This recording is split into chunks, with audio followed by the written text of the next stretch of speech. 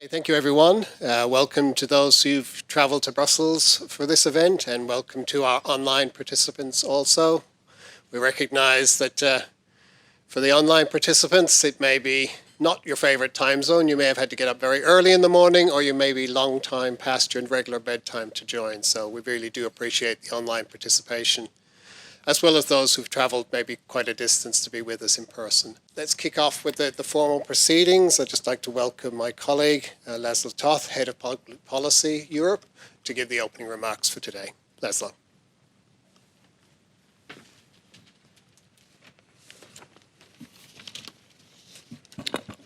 Good morning, colleagues. Thank you, Jack. Let me start by welcoming everyone joining us today for this 12th GSMA EMF Forum hosted in Brussels and virtually. It is nice to see so many of you here in Brussels again. The last time when we met here was for the EMF Forum in 2019, back of the room, as we discussed earlier. And that time 5G networks were just starting to get around the world, and we had a lot of misunderstanding about the EMF implications of the new developments. Last year we described the 2022 EMF Forum as setting out a roadmap for EMF policy harmonization. In the last 12 months there have been important developments on that journey. But in the European Union there are now 104 operational 5G networks providing services for approximately 90 million customers across the 27 EU member states, as reported by GSMA Intelligence. As you know, the Digital Decade targets for Europe, initiated in 2021, has set an ambitious goal to ensure that all populated areas are covered by 5G by 2030. So globally, the World Health Organization announced the members of the task group to conduct a health risk assessment of radio frequency exposures. That work is currently underway, with the supporting systematic review starting to be published. And today we will hear a progress update.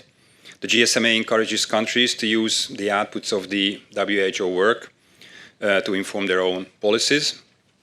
In Europe, in the meantime, the Scientific Committee on Health, Environmental and Emerging Risks has recommended using the ICNIRP 2020 guidelines as the basis for updating both the public limits in the Council recommendation of 1999 and the Worker EMF directive from 2013. The leader of the SCHEER EMF activity will explain what has been done and what will be the next steps. But some countries are not waiting for the Commission, and Malta will describe how they were able to take a lead in adopting the latest international limits. On the other side, there are countries such as Italy that are still to complete the harmonization journey, and they will share their experience in the panel session before lunch. Let me also talk about the research side. As EMF research continues to address identified scientific uncertainties, and the GSMA welcomes the European Commission cluster of the EMF research projects called CLUE-H. The 4 research projects will receive 28 million euros of Commission funding over 5 years. Scientific priorities include 5G, millimeter wave, exposure of young people and workers, as well as investigation of possible impact on the environment. Our speakers will provide more information on the work of CLUE-H later. The theme for today's event is supporting evidence-based EMF policies for mobile telecommunications. The consensus conclusion of SCHEER and many national expert groups that have looked at the science of EMF exposure is that the international guidelines from ICNIRP are protective of all persons from all established hazards. These should be the foundation of evidence-based EMF policies. The international health experts tell us that there is no additional health protection from restrictive EMF limits. Measurements show that EMF levels are not lower in countries with restrictive limits. Restrictive EMF limits stop full site capacity being used, which often means that more antennas are needed, and the restrictions negatively impact the quality of coverage, especially indoors. The next EMF policy area is the assessment and management of compliance. Also in that area, there are international technical standards from IEC and ITU that provide updated methods for assessing compliance of 5G base stations and mobile devices, including operations at higher frequencies. Countries should be updating their national rules to use these new methods that provide, we believe, greater accuracy and also avoid unnecessarily overestimation of compliance zone sizes. Credible scientific evidence has always been the basis for GSMA actions related to EMF. Throughout the day, experts, scientists will share their knowledge and the latest developments. However, science is only part of the effective response to EMF concerns. We continue to see misunderstanding and misinformation related to EMF, especially on social media. Today, we will be launching an update to the GSMA Risk Communication Handbook that has been developed with experts of our members and with the Mobile and Wireless Forum. The updates reflect the latest scientific information, and it includes new guidance on dealing with EMF concerns on social media channels. There will be more to say on this point later.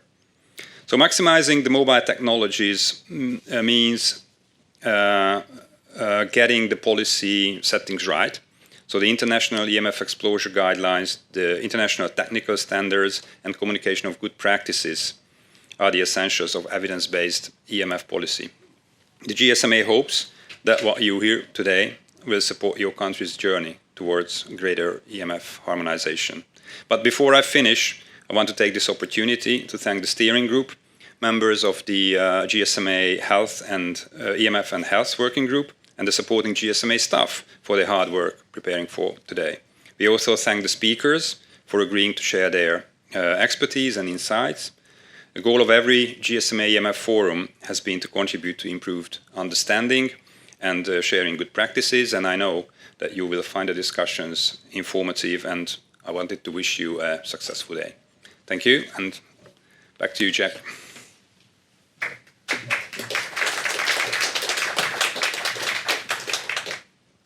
Thank you, Laszlo, for those opening remarks. Before we open this science session, just want to point out for those in the room that you'll find these QR codes on your seats.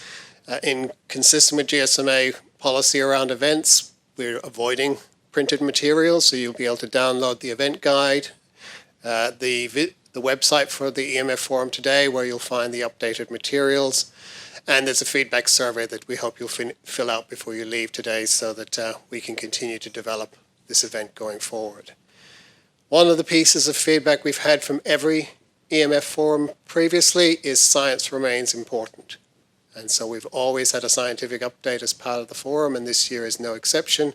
We have a couple of very distinguished experts who will share the latest developments, and I'll turn over to my colleague Manfred Ruttner from A1 Telekom Austria, who is the Deputy Chair of our GSMA EMF and Health group. Manfred.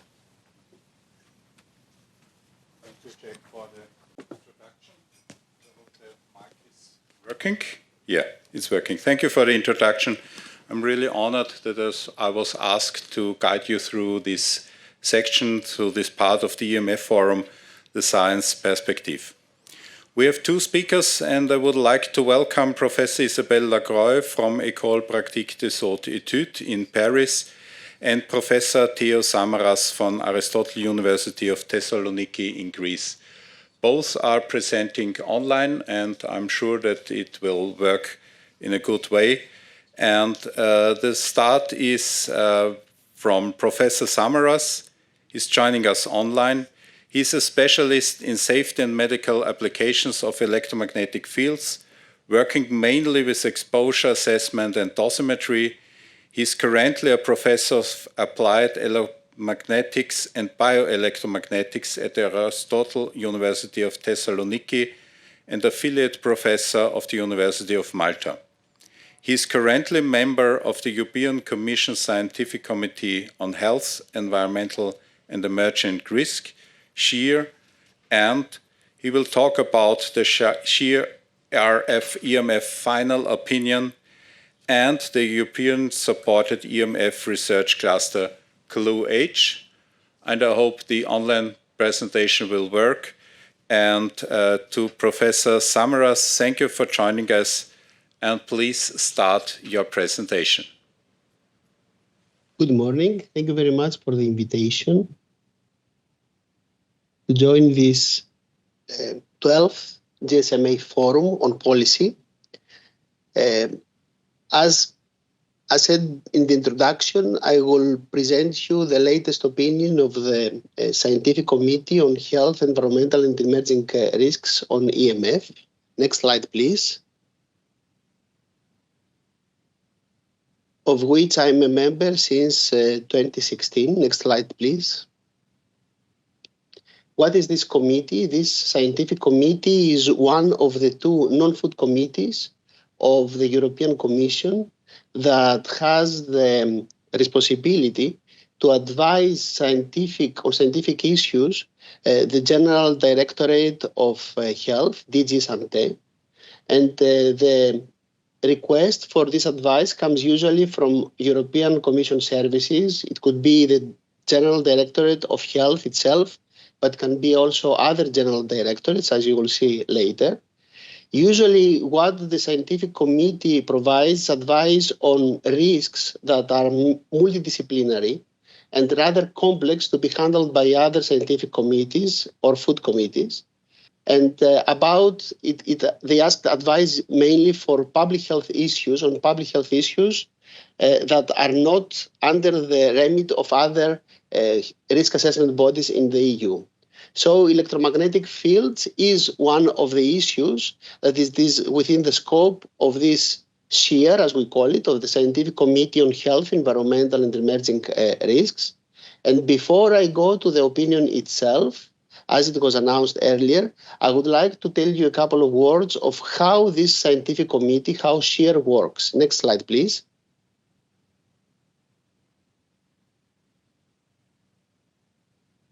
SCHEER performs mainly risk assessment, and sometimes when it is requested, it can also perform a type of risk management by providing recommendations to our customers, which, as I said before, are the European Commission services.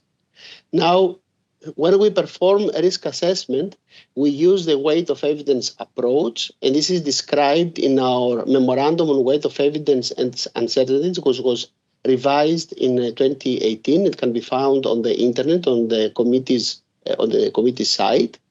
And this weight of evidence approach is, in my opinion, the only way you can provide evidence-based risk assessment. It kind of has been used by other international and national organizations. It has been used by the WHO for environmental risks. It has been used by the Environmental Protection Agency, by European Food Security Agency in Parma, by European Chemical Agency, etc. So it has been used by many bodies that perform risk assessment of environmentally about stressors, and the SCHEER works with the weight of evidence approach in all the risk assessments they perform. Next slide, please. You can find several definitions about this weight of evidence approach from the different agencies and bodies that have used it. But in all bodies, you can find that there are I would say, common points. The first one is that you have to include all your evidence, try to collect and include all your evidence. And then the second one is try to weigh your evidence. So what we do in SCHEER is that we formulate the problem, or the problem is given to us by the mandate. Then we identify, collect, and select the sources of evidence we're going to use. We assess each of these sources of evidence, so each paper, each review, each report, depending on which sources we have collected. And we give a way to each of these evidence, piece of evidence, according to their quality and consistency, as you'll see later. Then we put each of these piece of evidence in lines of evidence. So we can put together all the in vitro studies, studying, for example, oxidative stress, or we can put together all epidemiological studies on cancer or specifically on head cancer. And we construct what is called line of evidence. So a line of evidence is a kind of a collection of pieces of evidence, of papers or studies on about the same endpoint, on about the same end subject. All these will have been, by the end of the process, they have been graded for their quality and their consistency. And then what we do is we try to integrate the lines of evidence to produce a weight of evidence on the final conclusion. Of course, we try to describe also the uncertainties on this way. Next slide, please. So, as I said before, line of evidence is a set of evidence with similar type or of similar thematology, of the same theme, of the same subject. It could be, in our case, for example, all in vitro studies, in vivo or epidemiological studies. And then when we grade the quality of evidence, we take into account the relevance of each piece of evidence in this line of evidence, the validity and the reliability, so of each single paper that we have chosen to include this line of evidence. Next slide, please. And we create a kind of red traffic light, system where we have graded, we have scored for quality the different evidence we have, and we have scored it for consistency. And when, for example, the quality is high and the consistency is high, then we are sure that we have a strong weight of evidence on our conclusion. But when the consistency is low or the quality is low, then it might be that either we didn't have, it was not possible to make any conclusions, or the weight of evidence was weak or uncertain because there were severe data gaps. So this is the way we try to approach all our mandates that we receive from the European services. Some people might ask, who scores about quality and consistency? Well, the experts in the working group score about quality and consistency, and this is where the expert opinion comes in this working group and in this approach. But it's not a single person. Everything is discussed in a working group of experts because, as you know, or as I should tell you, the rules or the principles on which the SCHEER and the other scientific committees of the Union, of the European Union, are based are excellence, transparency, independence, I would say confidentiality and commitment. So we do have excellent experts in their fields, and we trust their opinion about the quality and the consistency of the different lines of evidence in a specific subject. Next slide, please. So coming back to the EMF, to the electromagnetic fields, it is important to know for people who are outside of Europe who legislates on EMF in the European Union, where according to the Treaty for the Functioning of the European Union that was lastly signed in Lisbon, the Lisbon Treaty, for the general public, since this is a matter of public health, each member state can legislate on their own. So national law is above European law in this case. So each member state should have their own limits on exposure to electromagnetic fields and on protecting their people from, or the citizens from electromagnetic fields if there is a need to. So what the European Union can do then is just have documents issued that are not binding legally, but they are recommendations. So the latest recommendations we had on the limitation of exposure to electromagnetic fields was that of 1999, quite a quarter of a century ago now, so it's a very old one. But any European member state or any member state of the Union can go even with stricter or perhaps more relaxed limits from those that are described in the technical annexes of this legal document, of this Council recommendation. Next slide, please. This is not... Next slide, please. No, you have skipped one. You have the next one, please. This one, yes. This is not the case for workers, because for workers, according to Article 153 of the Treaty for the Functioning of the European Union, you have to have minimum requirements for safety.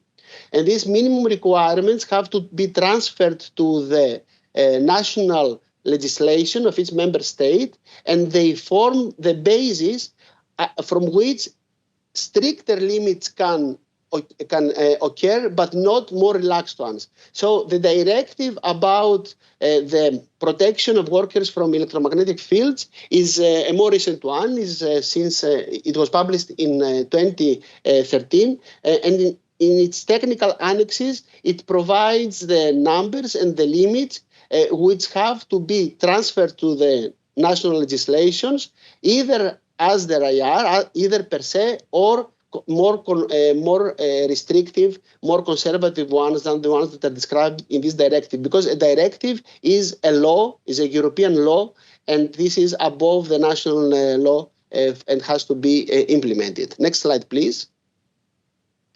So this is the mandate that we received back in June 2021, 2.5 years ago.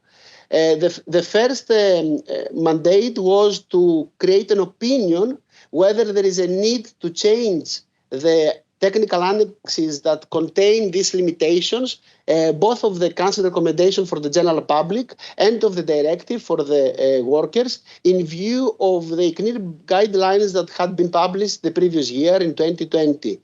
The second opinion that was asked from the SCHEER, that is going to be approved on October 6th, when we have our next plenary, so in 10 days, is about the low frequencies, which means that, which doesn't mention ICNIRP guidelines at all. So I will concentrate today on the first opinion, which is about radio frequencies above 100 kilohertz, and has to do also with ICNIRP guidelines and the general annexes, or the technical annexes for the general public and the directives. The services that mandated this opinion were General Directorate of Information Technology, Connect, Health, Employment, and of course, Research. Next slide, please. It's not the first time that the European Commission issues an opinion. The first one came from the Scientific Steering Committee back in 1998, after the publication of the 1998 guidelines of ICNIRP. And it was this steering committee that first proposed for the publication of the Council recommendation, for the issuance of the Council recommendation, adopting the ICNIRP 1998 limits, exposure limits. Then we have several other committees giving opinion and giving their opinion and specifying that there was no need to change anything in the limits that were recommended by the European Commission. The latest opinion was from SCHEER, from the Scientific Committee on Emerging and Newly Identified Risks, which is the predecessor of SCHEER, and that was back in January 2015. Next slide, please. There is a difference between the previous opinion of SCHEER and the recent opinion of SCHEER in the methodology. Because there have been so many articles published since the previous opinion on RF, we have decided to treat this mandate only with evidence that comes from meta-analysis and systematic reviews. Only for health points where we couldn't identify any systematic reviews or meta-analysis, we had a look at scoping reviews or narrative reviews, but this had to be performed also in a methodology which is similar to the weight of evidence approach of the SCHEER. So The next slide, please. The preliminary opinion was adopted in August 2022, so a year after the mandate. Then we had the public consultation because it is in the principle of transparency of the SCHEER, and the final opinion came to the public on 18th of April 2023. Next slide, please. What does this opinion say? No, you have skipped one. What did this opinion say? The opinion described the way that the SCHEER worked, and it noted that there was uncertain weight of evidence for interaction mechanisms, so we couldn't identify any interaction mechanism, biophysical interaction mechanism, other than thermal effects that could, or microwave hearing, for example. All the other interaction mechanisms that could be identified, they were identified with an uncertain weight of evidence, means that we have severe data gaps in our knowledge for this interaction mechanism, which include oxidative balance, etc. So the next slide, please. We couldn't identify moderate or strong levels of evidence for any adverse health effects resulting from chronic or acute EMF exposure at levels which are below the already existing limits in the directive, in the council recommendation. So at levels below the CNIRP 1998 guidelines. But we have noted that there is an increased accuracy of human exposure evaluation. Next slide, please. And we have noted that there are new and emerging wireless applications, not only 5G, but also the use of radiation in millimeter waves for other purposes that made us advise possible on the need of the technical revision of the technical annexes because there are new quantities, dosimetric quantities, there are new effects that need to be might need to protect the people under exposure from, like, for example, rapid surface heating on the skin, etc. So these are all treated by the CNIRP 2020 guidelines. So we thought that there should be a technical revision of the annexes with these new dosimetric quantities in the CNIRP guidelines as a basis for this revision. Next slide, please. I would like to correct something that was said before. The SCHEER, by saying that there is a need to revise the technical annexes, does not automatically CNIRP the CNIRP 2020 exposure guidelines. There are some differences. If you look at the whole document, you will see that there might be some differences in the final revision that will come out soon, because we have already received the mandate for the revision of this technical analysis. We don't know how we're going to reconcile some differences we had from the SCHEER with the CNIRP, like microwave hearing or contact currents, etc. But what it says is that the CNIRP exposure guidelines are a good basis because they bring into the game new dosimetric quantities and new ways of treating the effects on the exposed persons. And also, we have to say that in the opinion, there is it is clearly written that it is these new quantities and these potential new effects that drove the SCHEER to this decision that there has to be a revision of the technical annexes. Next slide, please. So this was about the opinion. I will say a few words now about the research. In the SCHEER 2015 opinion, there was a list of research recommendations that had been considered by the respective general directorate, the DG Research, and they have decided to fund. Next slide, please. Within their program on environment and health, they have decided to fund research about electromagnetic fields, both for public health but also for occupational health and safety. Next slide, please. The call was issued in 2021, and the deadline was September 2021. There were 12 applications for projects, and finally 4 projects got funded. And these projects now form what is called the European Cluster on EMF and Health, or CLUH for short. You can find it in this by typing either clu-h.eu or with www.emfhealthcluster.eu. These 4 projects are Ethane, Goliath, NextGem, and C-Wave. Next slide, please. And the work of the cluster is structured in 5 working groups. The first working group will try to translate the research results of the cluster, of the projects of the cluster for policy and practice. So it will involve all stakeholders, citizens, policymakers, etc. The second one is about managing the data and exchanging data between the different projects in this cluster. The third one is about communicating these research results and disseminating them to the public and also to the scientific community, etc. And the other 2 working groups, working group 5 is about exposure assessment, is led by Joe VR. And working group 4 is about experimental studies and is led by Olga Zeni. And these are the main working groups that will try to avoid duplication of work and try to synchronize or harmonize the work that is performed among the different projects in the cluster. Next one, please. I will try to be fast. Ethane is the exposure to electromagnetic fields and planetary health. Next slide, please.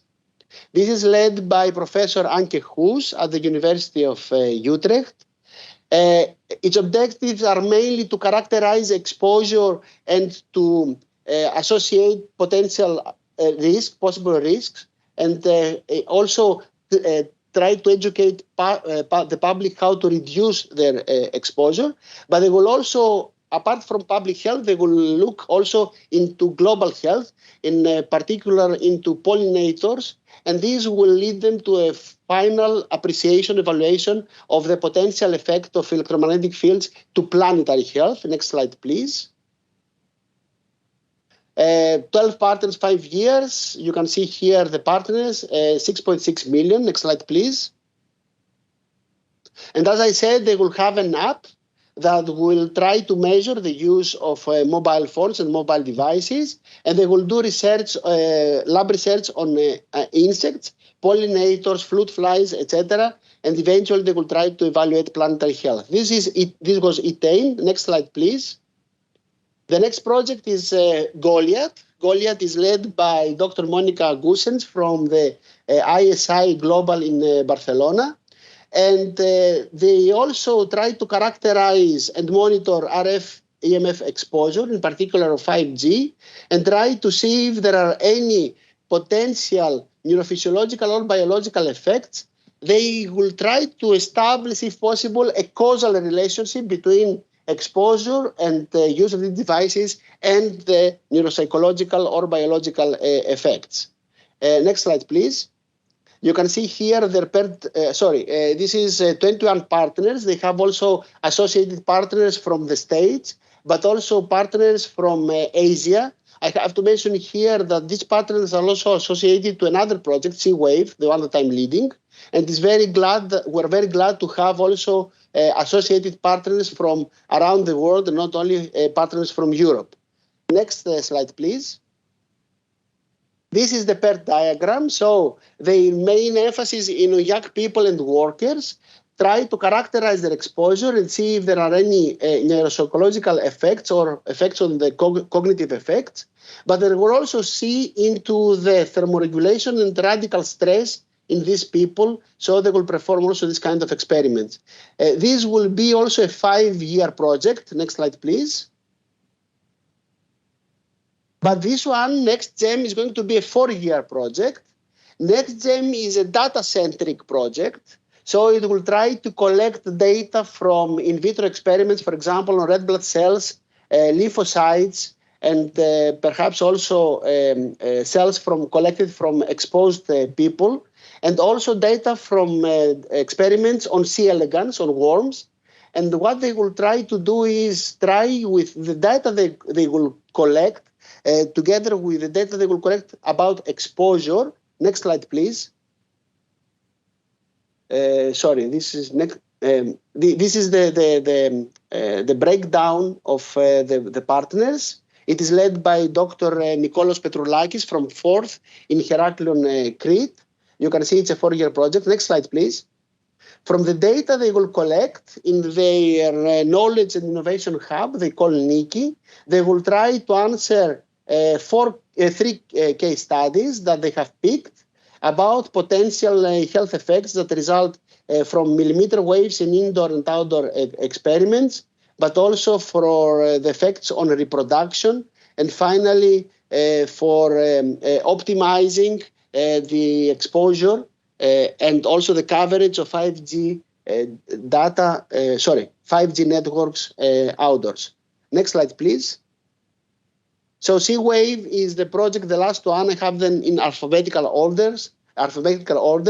I'm leading this one. I'm the coordinator. C-Wave is about, it's a 3-year project. Next slide, please. It's a 3-year project. It's the shortest one of all. I think with the highest budget. The good thing is here that we include also associated partners, which I forgot to mention from Asia, but soon we'll have also associated partners from the Balkans, from Serbia, from the University of Nice will join us. And the other good thing is that we have many regulators in our project, and also we have included IARC, which is going to perform I would say an IARC-like evaluation of the research results that will come out of this project eventually. The project is focused on skin. Next slide, please. Because people might not be aware that skin is the official provider of most cancers in numbers. We have not only melanoma, which people hear of, but we have also basal cell carcinoma. We have squamous cell carcinoma. They are not malignant, but they are still cancers. And we have planned work, both animal work with 2 mice models at Inea Rome that will be exposed to FR2, so to millimeter wave 5G signals, and also with an in vitro study which will look into keratinocytes, melanocytes, etc.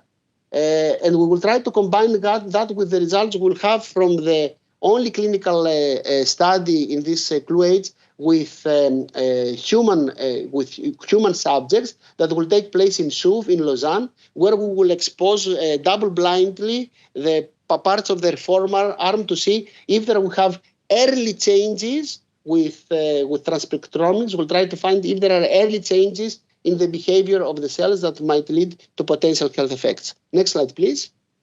I think, okay, this is the structure of the project, but we have already progressed a lot with exposure setups. The one on human subjects is being installed now in SUV, but we'll also progress with exposure measurement campaigns with JoVR, etc. So this is the final slide. Thank you very much. This is the next slide.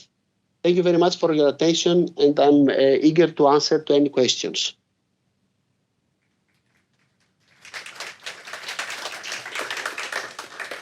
Thank you, Professor Samaras, for the very interesting presentation. For the questions we have after the second presentation and Q&A session, and then you can put all your questions.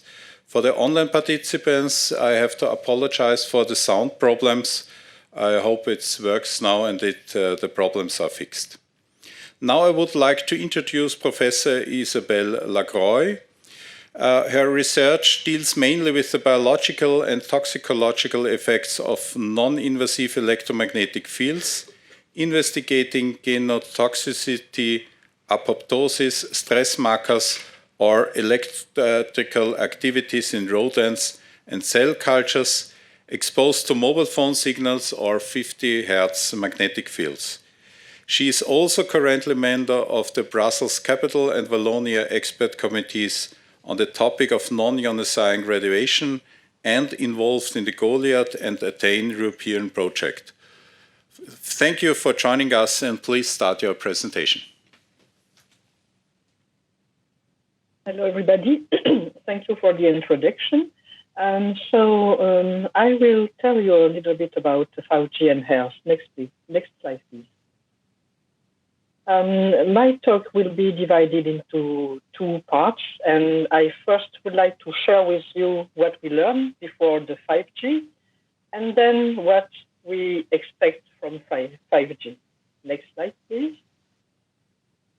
So before the 5G, we had four generation of mobile communication that use and emit radio frequency fields in frequency in range below 6 gigahertz. I would like to remind you that those radio frequency fields are non-ionizing radiations, and their established health effects are related to tissue heating, and we have exposure limits to prevent any deleterious effect from the use of these mobile technologies. Next slide, please. Before the implementation of the 5G technology, we have 25 years of research on mobile communication and health, which means that we have more than 150 million euro funds that were put on the table, with a contribution, special contribution of the EU and one huge program from in the US. We have more than 380 studies, epidemiological studies, and we have more than 1,650 experimental studies that were published. And finally, we have more than 200 expert reports, either national or international. So I would say that we significantly increase our scientific knowledge about the health risks related to the use of mobile communications. Next slide, please. So I will tell you, I show some items that I think are important with regards of what we learned. First of all, we have some evidence that exposure to RF from the mobile phone can have a biological effect on the central nervous systems, and it has been published that the electroencephalogram was modified, slightly modified. That was published with different signals, GSM, tetra, LTE.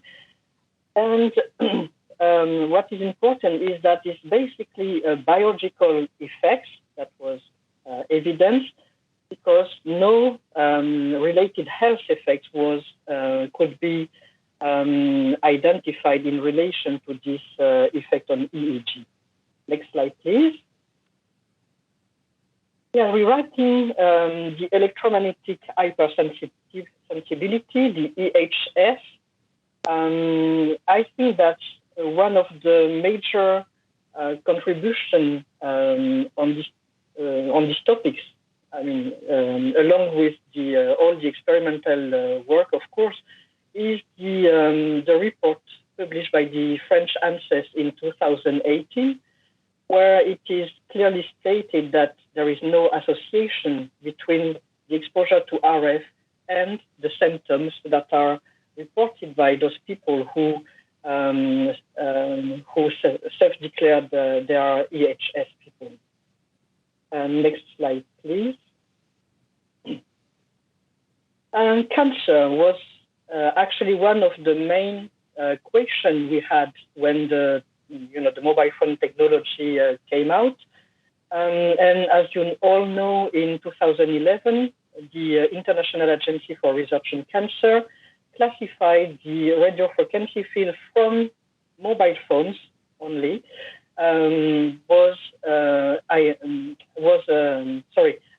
identified as a to-be carcinogen or a possible carcinogen to humans. This was based on epidemiological association on the increased risk for glioma and acoustic neuroma with the use of mobile phone, but the causality was prevented by the possible bias, because we are speaking about brain tumors, and so the memory is not is a question. and also because the experimental work didn't support such association. I just would like to mention, I don't know if you see my, maybe not, that this classification is mainly based on the data of Interphone and the data from the paper of Harder, the Harder groups, that showed an association with glioma. Next slide, please. So since this classification, the researchers were looking at the current trends for brain tumors or gliomas in different countries. 10 papers since 2011. The data show that the incidence of brain tumor or glioma do not fit with the Interphone and Harder data. So you can see it on the scheme on the left, where you can see this is from Australia.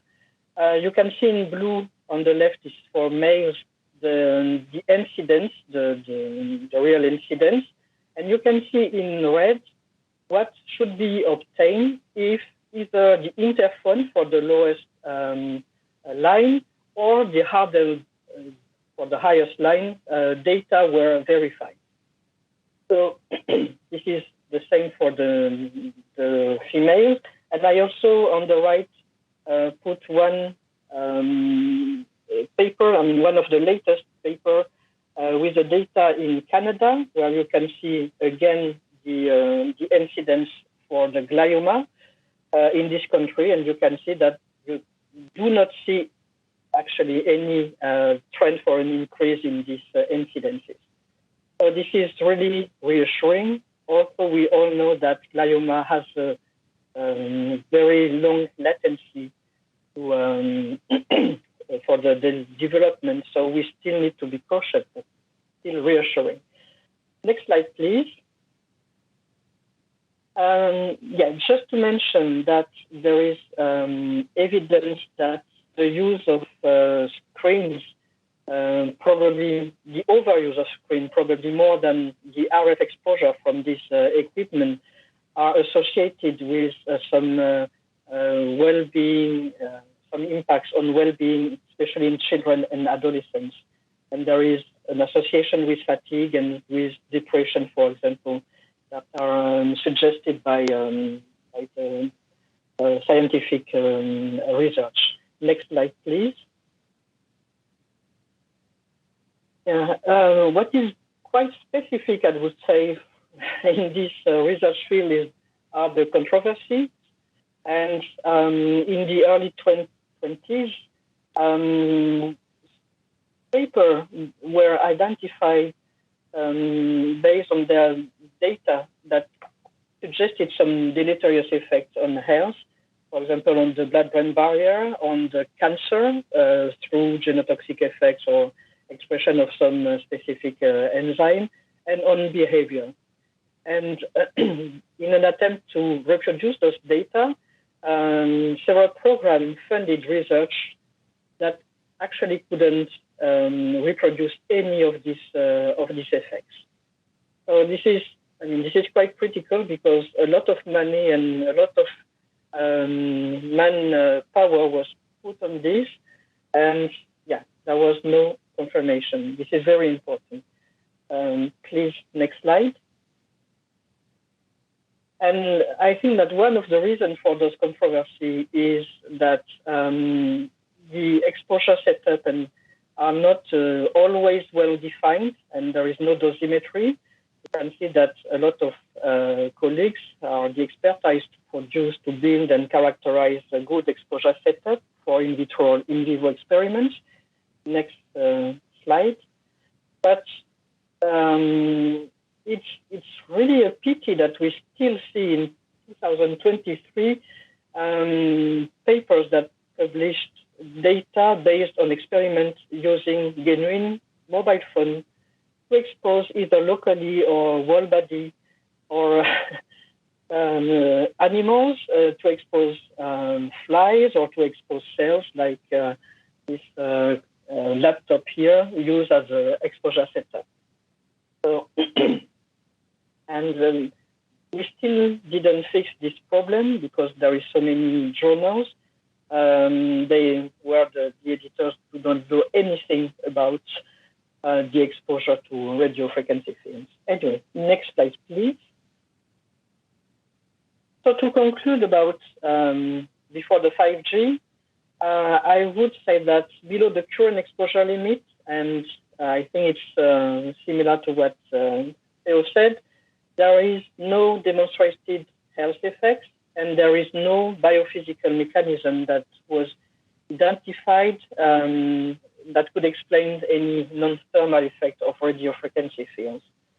However, there are some open questions that remain, and to me, the most important questions are related to the occurrence of oxidative stress, the effect on male fertility, the cognitive function, especially on children and adolescents.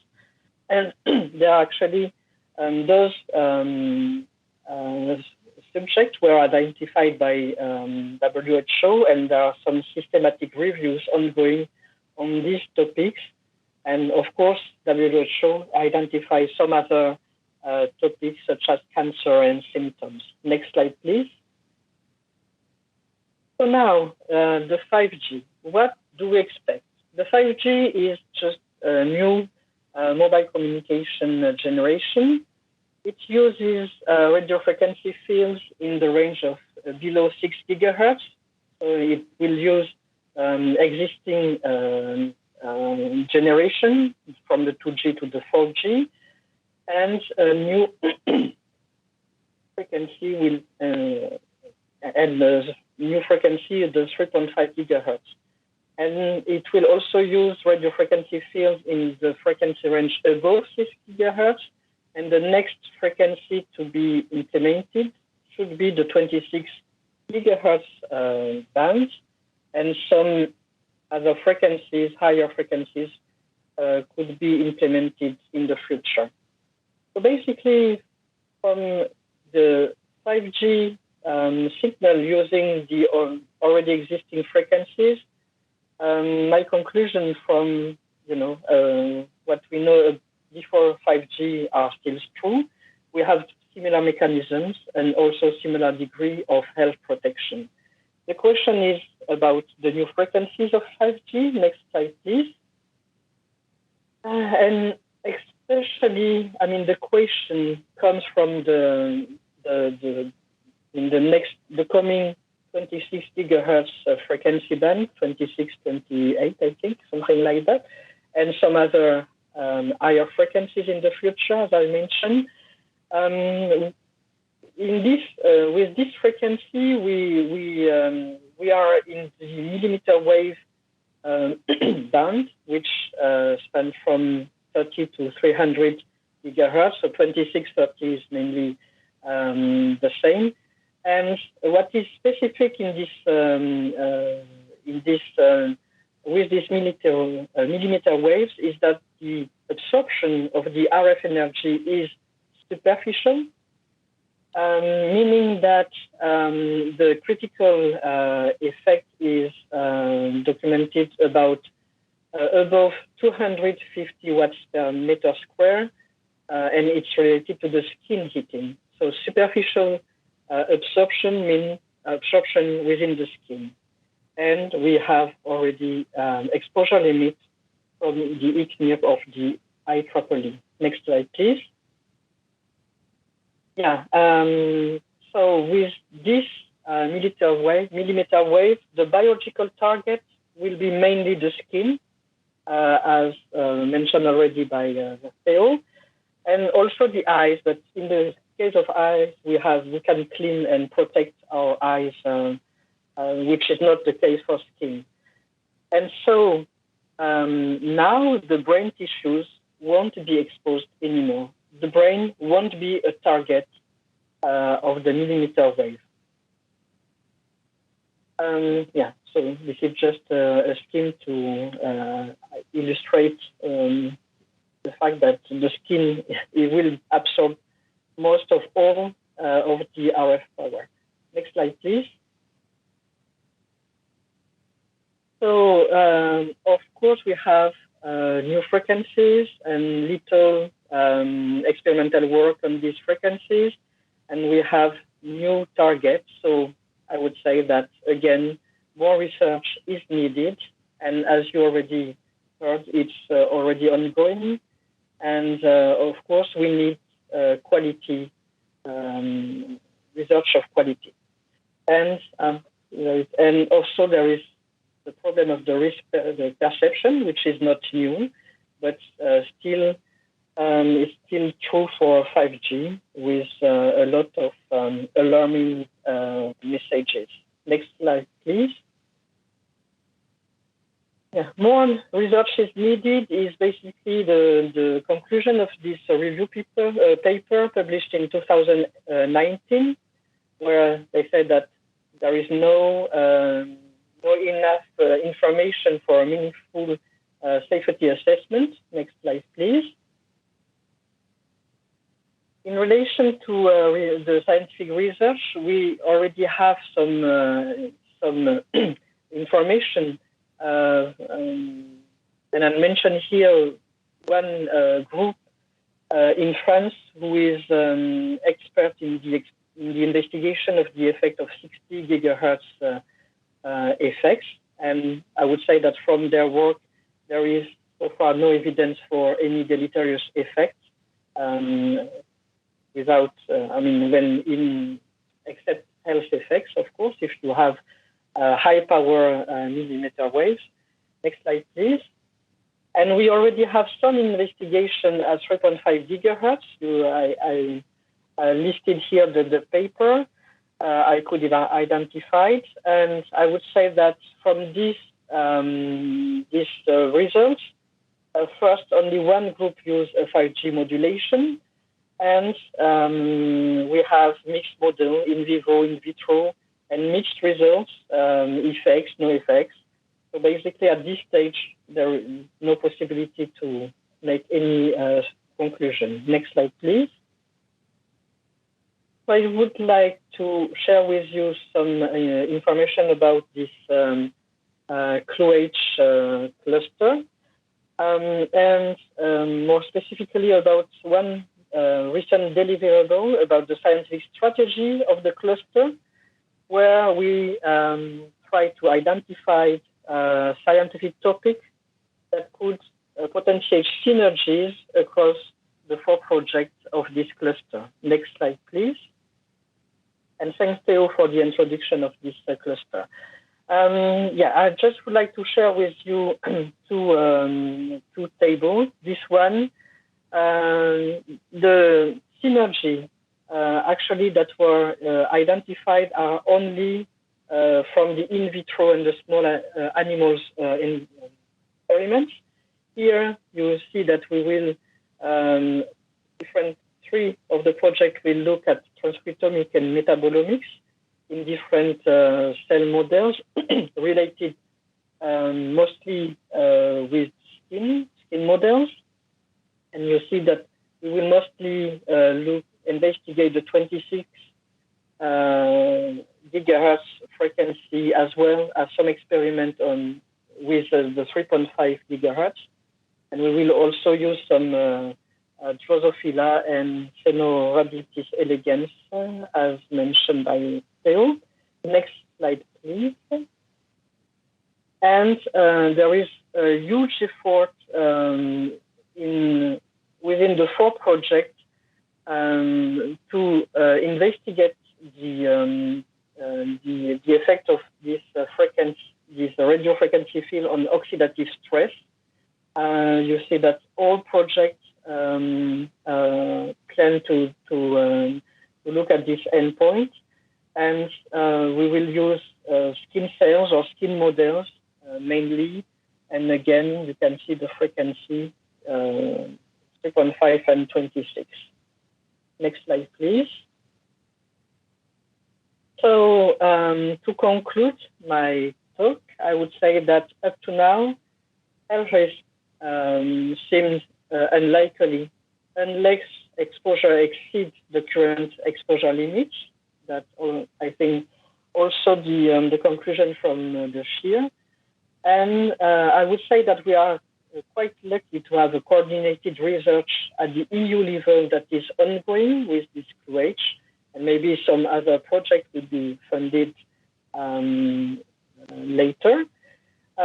Just to finish about the main question that will be addressed within the cluster, we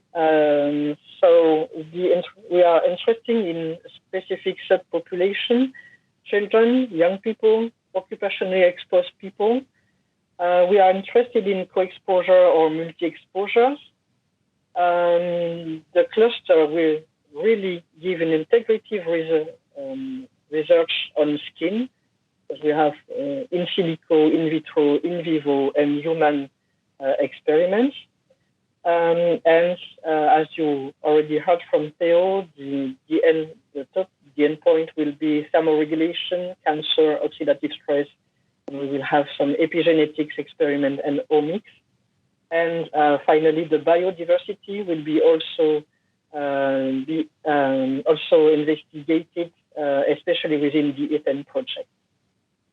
And yeah, I'm finished. Thank you for attention.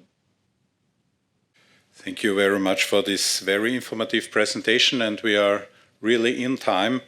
So after these two presentations, I can open the Q&A session. We have microphones in the room. If you have a question, please raise your hand and the microphone will come to you, because the online participants also can hear the question. On the other side, all the people who are online, you can post your question in the chat and we will also ask them. And please, if it's possible, say to whom you will address your question. Please, I see the first question. Yes, thank you. I'm Marta Minozzi from Italy, and I would like to ask maybe both of them, or maybe Professor Theo. All these recent research you showed us are very interesting, and they're in line mainly with the ICNIRP conclusions, I would say. So they sound reassuring to us. But then, you know, we know that we have many local communities and people against this development of radio frequencies for telecommunication services. And they usually say, oh, but there's still researches to be done. So how can we respond to them? How can we reassure everyone that this is, of course, ongoing research, because we have always to be sure and reassured and go on with technological innovation and scientific innovation as well. But then we can be quite sure that everything we are doing under exposure limits is fine. So maybe this is also for the next, the day on the wall, but the communication issue, because you know, a lot of those arguments we just showed to politicians and even to those local communities that have raised problems for 5G rollout, but then they always say, oh, but they are still studying. Thank you. Okay, Professor Samaras, I think.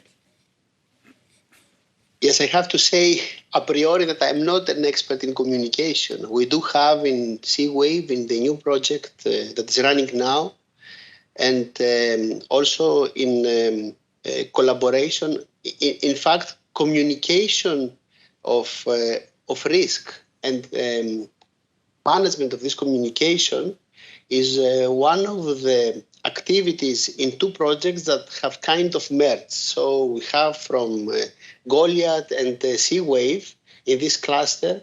They have even made a new questionnaire, which is a global, so we'll have a study in 14 countries, etc. It's translated in many different languages. And they will try to give us new communication tools. How can you communicate knowledge, but also communicate to the people the notion, the idea of uncertainty in science, okay, and in the results. So it is not an easy task. I'm not definitely I'm not an expert in this area, but I think that at the end of the projects of this cluster, we'll have new tools like games. With gamification, perhaps we can help stakeholders like operators or policymakers or national regulators to communicate better the research results and their uncertainty to lay people, to people who are not technologically aware. The problem, in my opinion, is that we're not lacking results, we're lacking education of the people. We have to make people technologically aware. We have to make them aware of the technology, how it works, and what are the technological applications, limitations, opportunities, but also to what extent they could interact with their body, with their environment, etc. I can't answer this question. The thing is that when you identify research gaps, you have to go in and fill these research gaps. That's why we knew when there was a call that we didn't know much about skin or the eye, which are the main targets now of this radiation. So we try to fill these gaps with research so that people don't come later and tell us, yes, but we don't have specific research in these areas. But how to communicate, it's another issue, and definitely I'm not the expert in that. I hope that we'll have some answers by the end of the projects. Okay, thank you. Are there more questions? Or are there some questions in the chat? Yeah.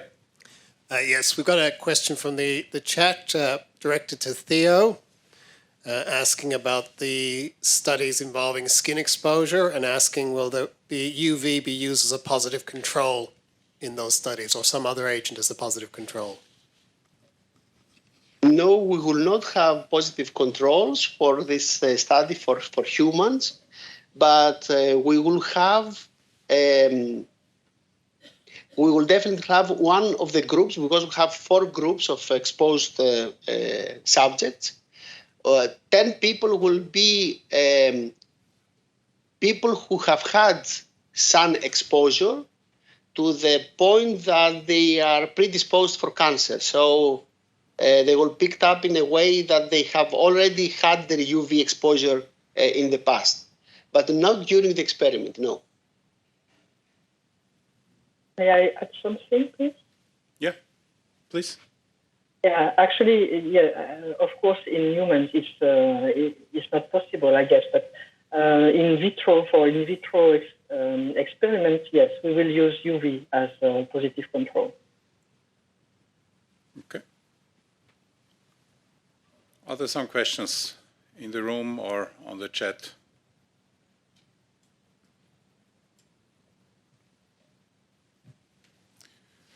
So we have heard much about new frequencies and new frequency ranges.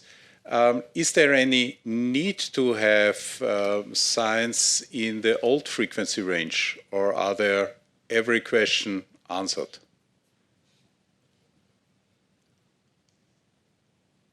Whom are you asking, me or Isabel? Or both? Both, Manfred. I think. Isabel, would you like to answer first? Yeah, I mean, as I said, all questions are not, there are still some open questions, and I think I identified some of them, and especially oxidative stress, for example, because the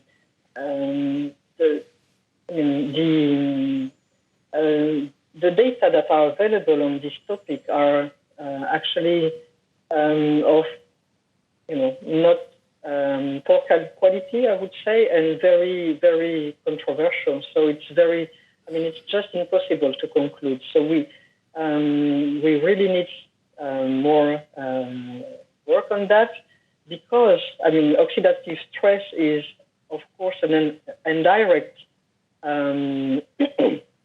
agent that could that could involve cancer or aging, for example, which is not, it's not very nice if RF would accelerate aging in humans.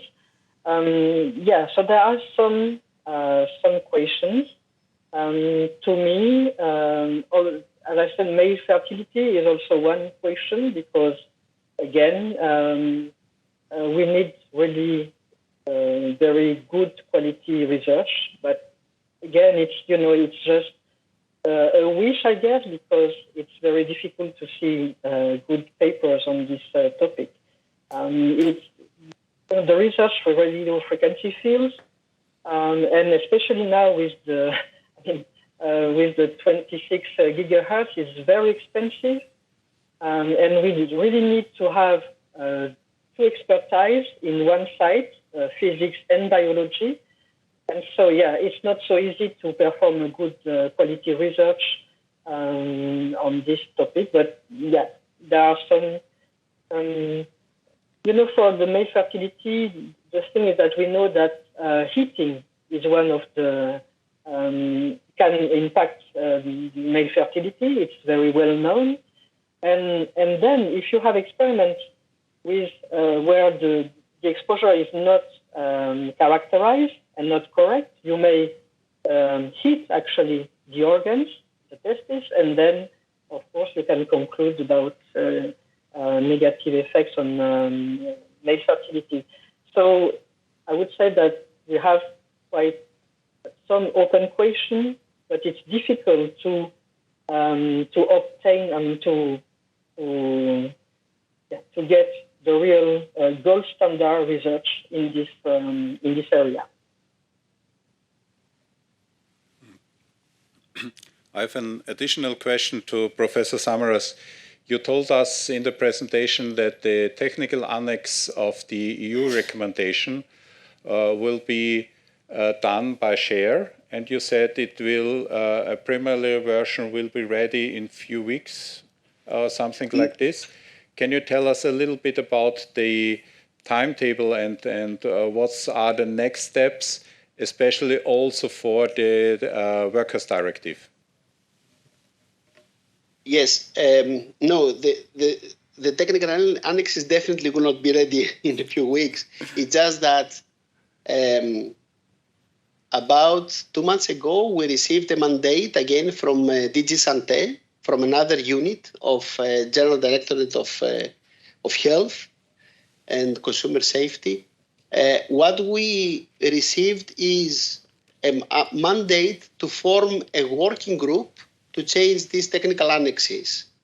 Now, the way these working groups form in SCHEER follow a specific procedure, and we are currently at the point where we couldn't identify experts in the, I would say, a permanent database of experts, which is not kind of permanent, it's dynamically changing, but we couldn't identify any experts in EU registered with the EU who are experts in RF. So we will go on with a call in a few weeks for people to apply to become members of this working group, and then the working group will start operating and will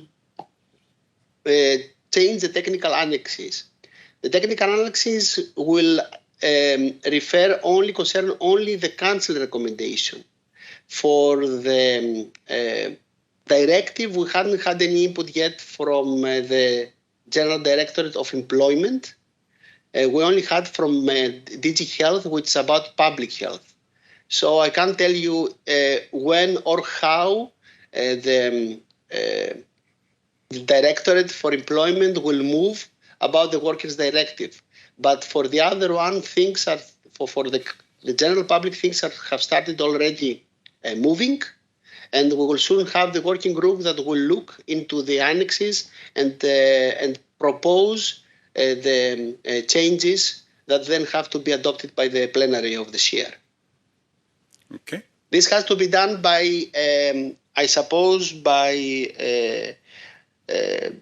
end of spring next year, the whole adoption. Okay, thank you. There's the next question.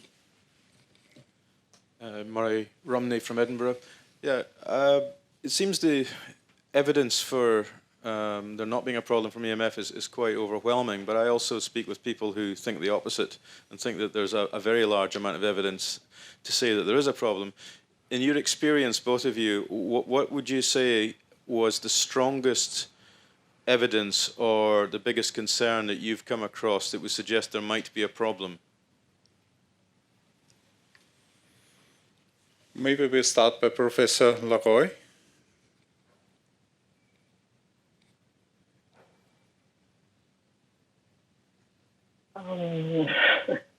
I think I must basically already answered the question, I guess. But anyway, the strongest, I think, again, I mean, the question,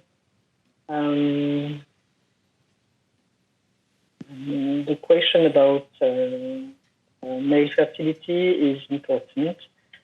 And then I think that's another area of interest. It's not the strongest evidence, but I think that the overuse of screen, it's not related to RF, but the overuse of screen in young people and adolescents, it's something we have to investigate and to characterize and to prevent, I guess.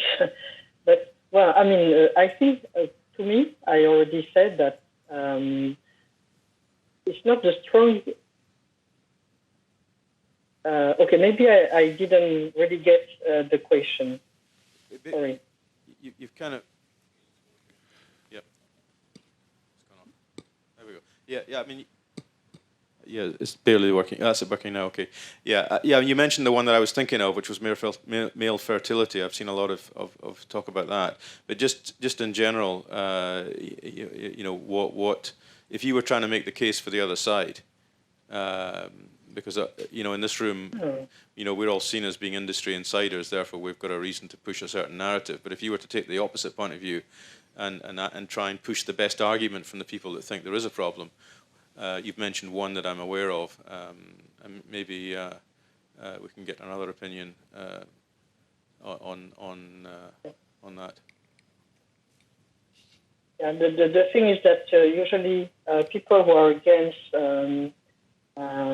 radio frequency fields, usually they pick up one or two papers showing some effects.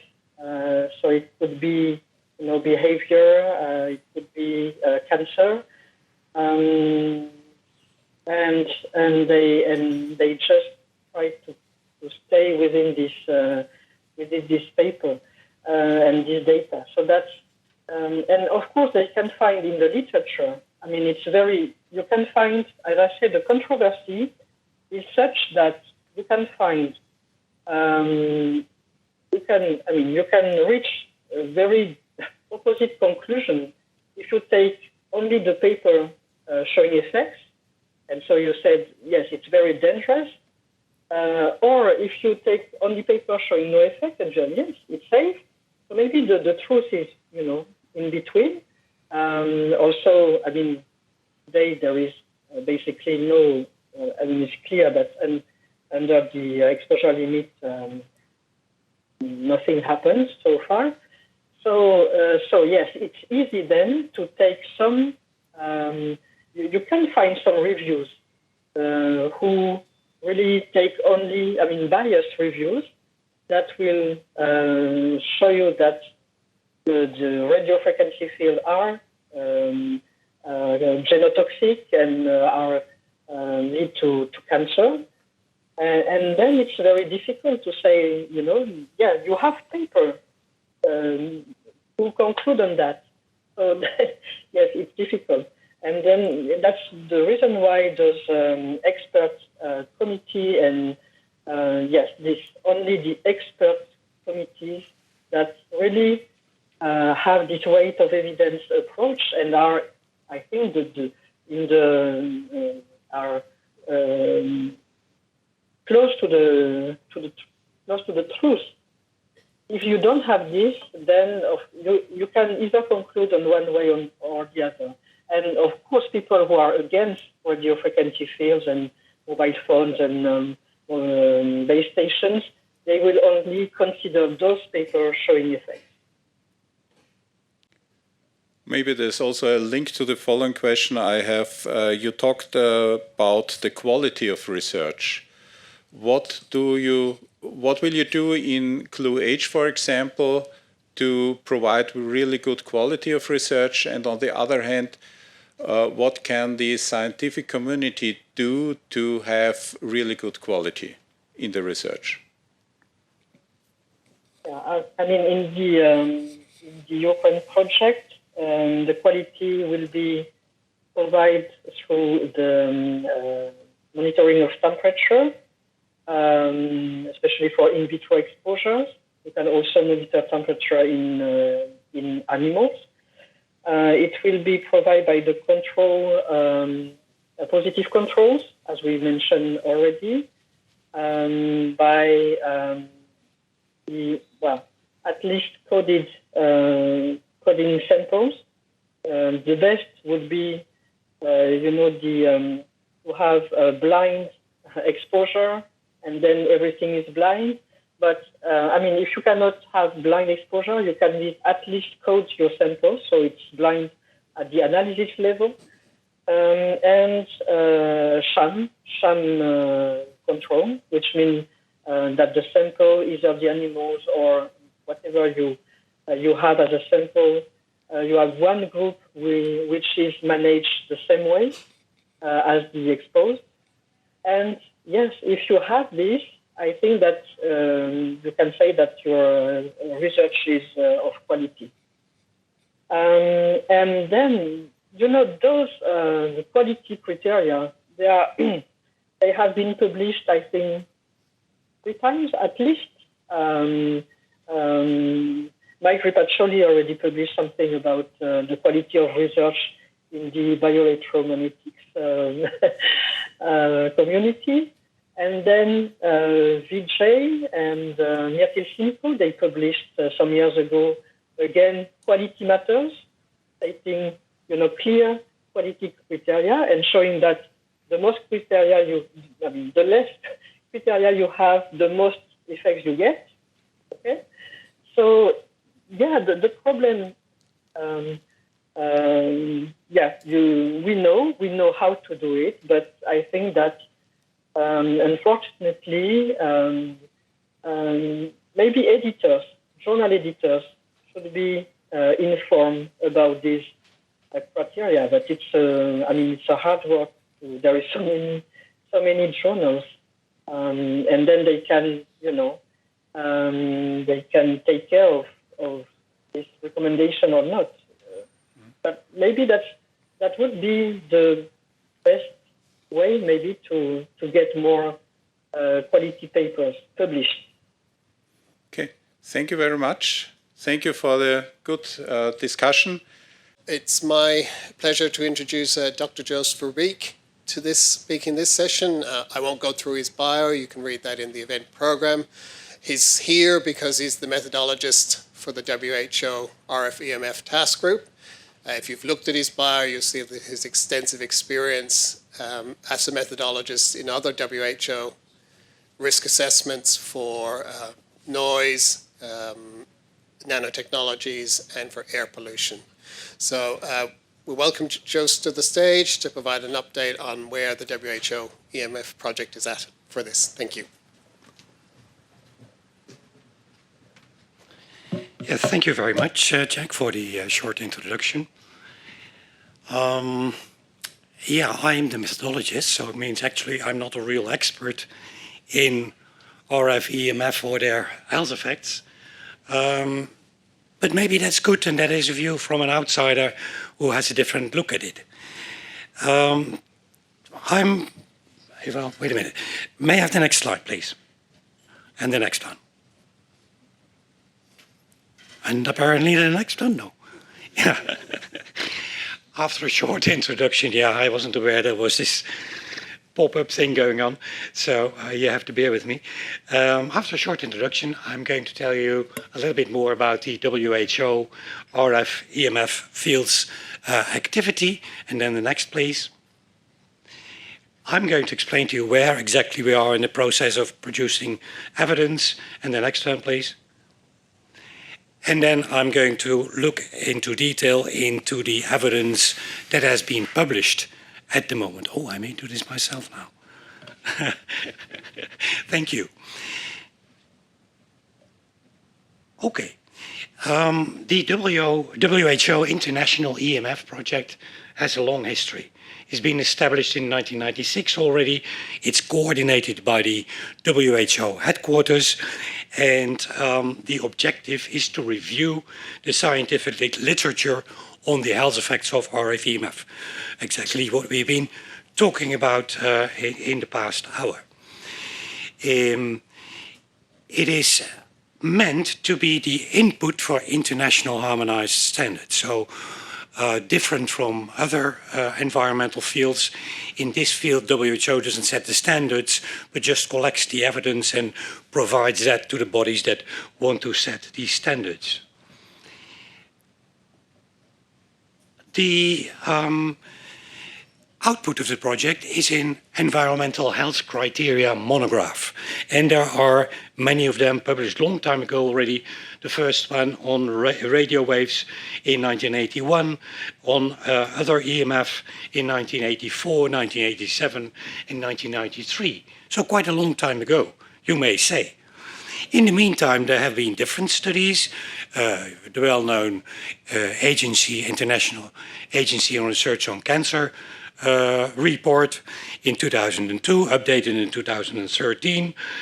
Other fields, but the RF field is quite empty still, and it's a long time ago. So you would say, you would be inclined to imagine that there is a lot to say.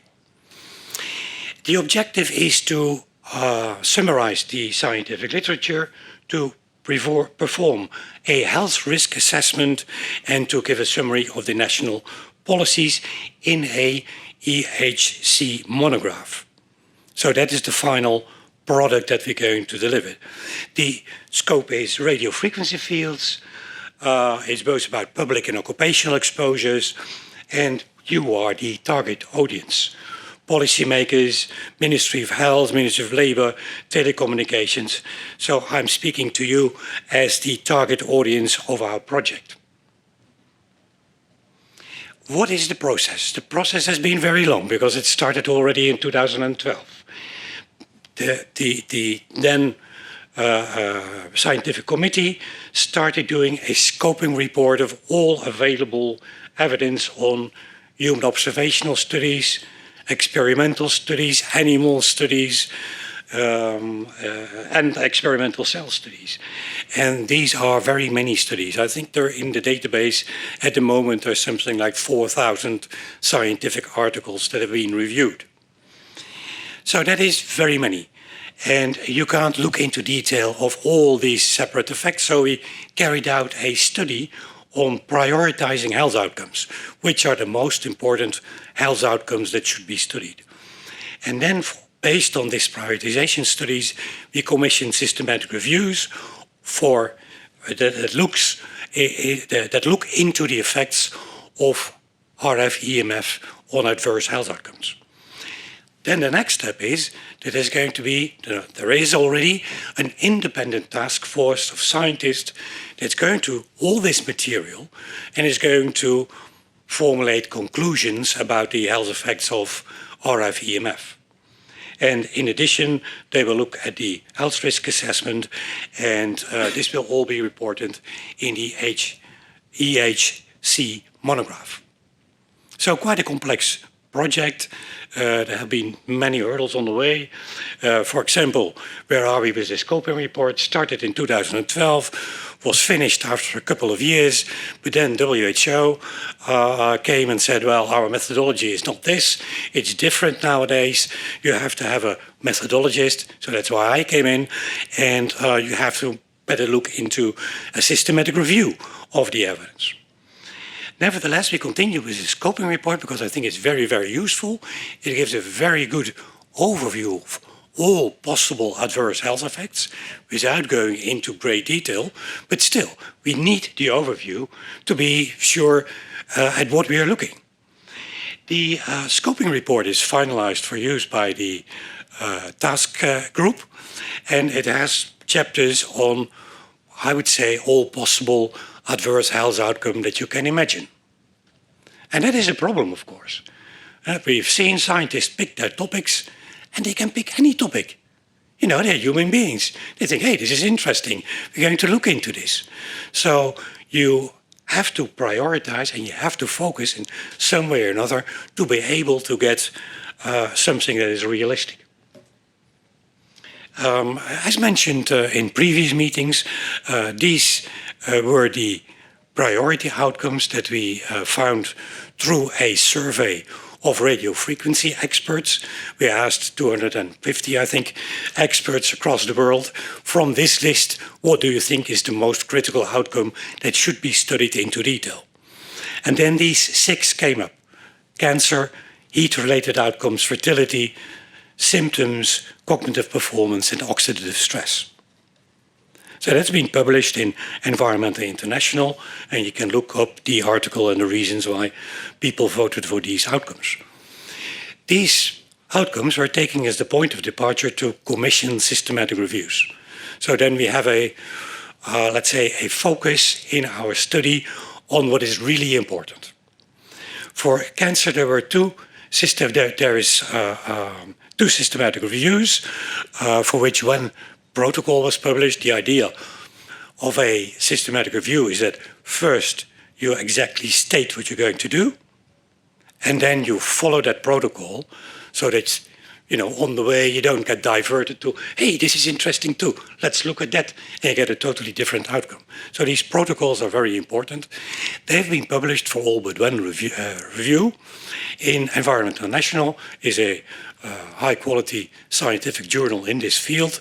So we are very happy that we have now the basis of the review work in these protocols. For humans, for cancer in humans, we have actually 2 systematic reviews. The protocol covers both of them. One is for critical health outcomes, because you can imagine cancer is, let's say, 150 different types of cancer. You wouldn't want to combine the effect on all these cancers at the same time. So here again, researchers prioritized what are the most important ones. Of course, brain cancer, that is the most important one to look at, is part of the review that has the high priority outcomes. Then we have a review on cancer in animals, because in general, from environmental stresses, the evidence in animals is considered important. For fertility, we have 2 systematic reviews of human observational studies. What do we see in humans?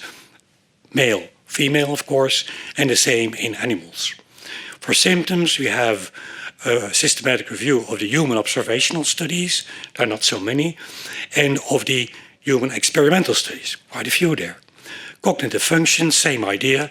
There's observational studies, you follow people over time, see what happens, and we have experiments where you assign people to the exposure and see what happens.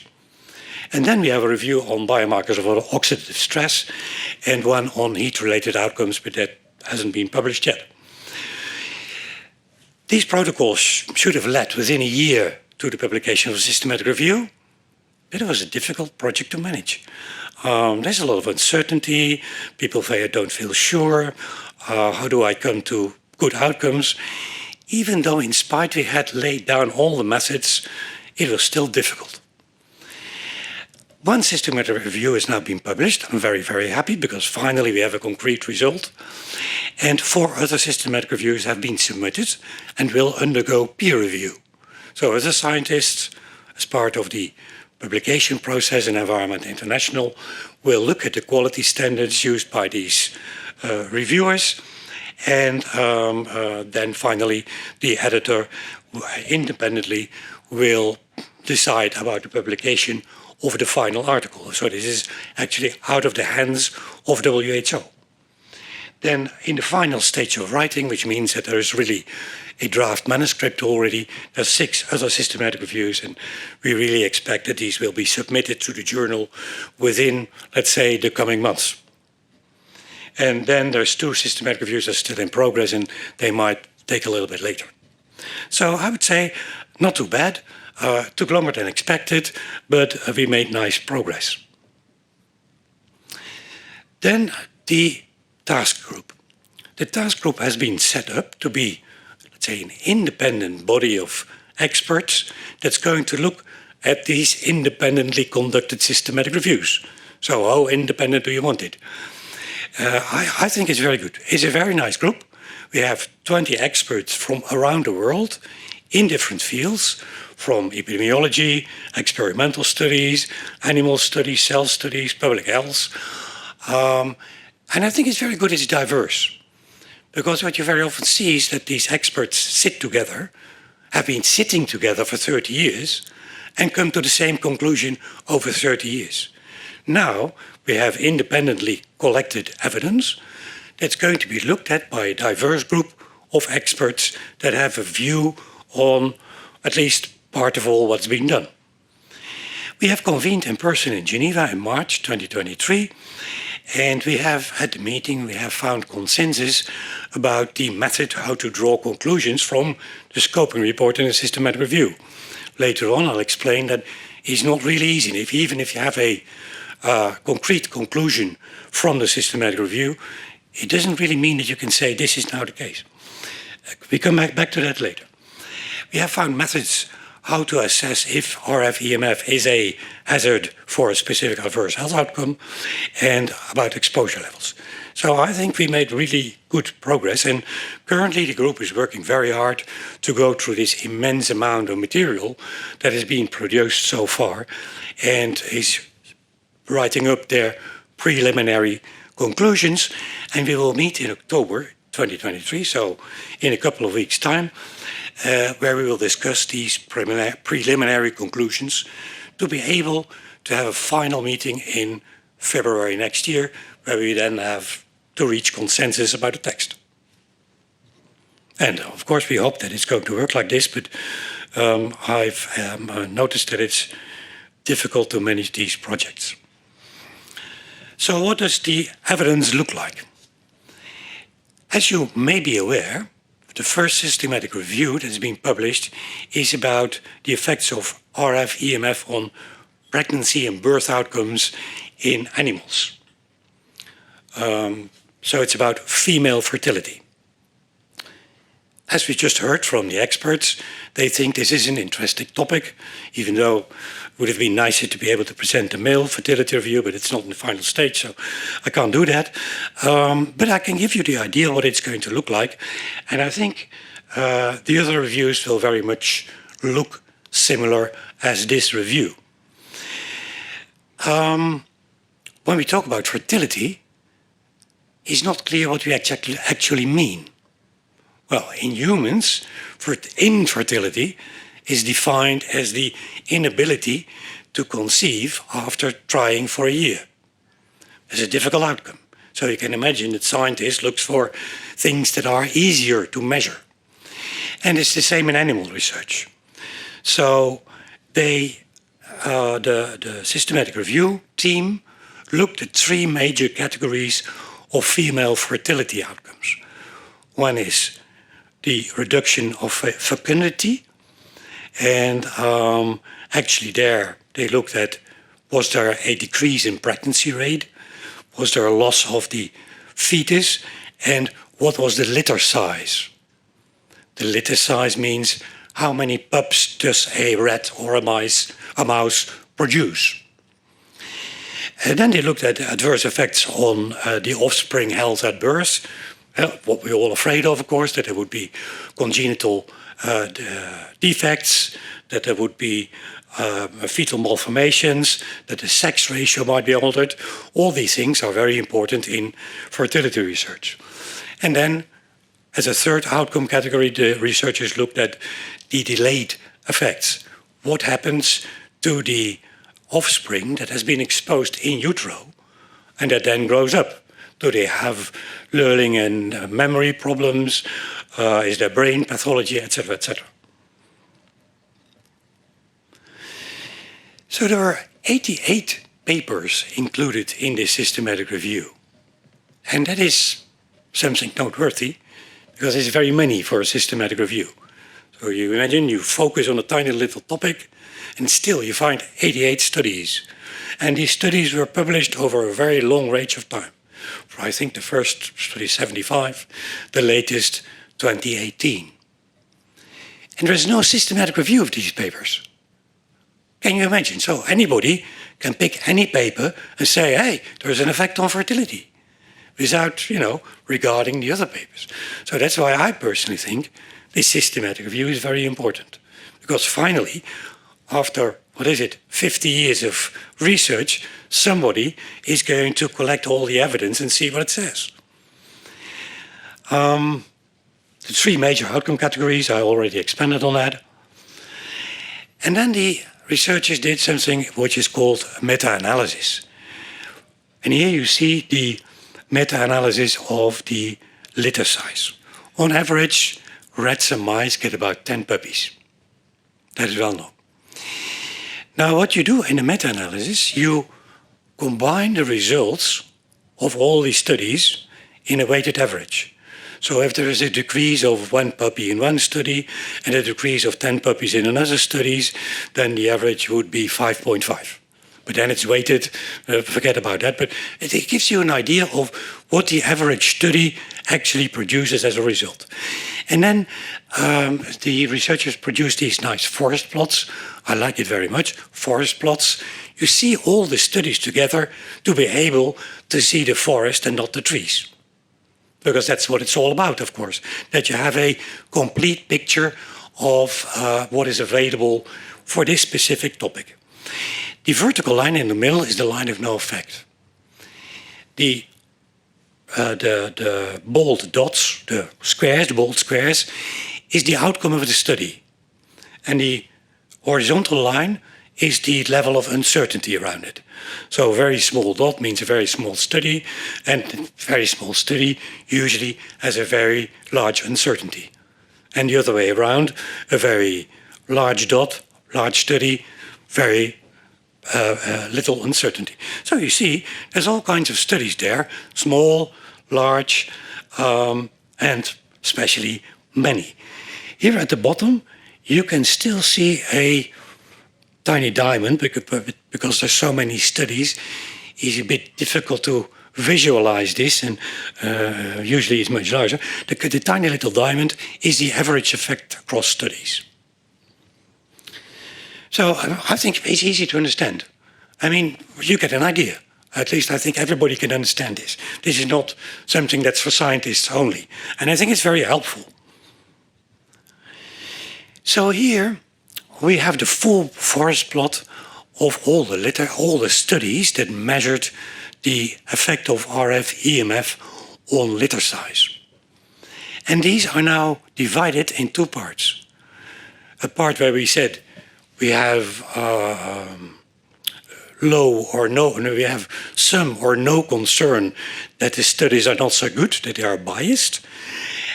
And we have a number of studies where we say, oh, here we have to be pretty cautious because we think that they might be biased, high concern for bias. So these studies are at the bottom, and the, let's say, the good studies or the better quality studies are at the top.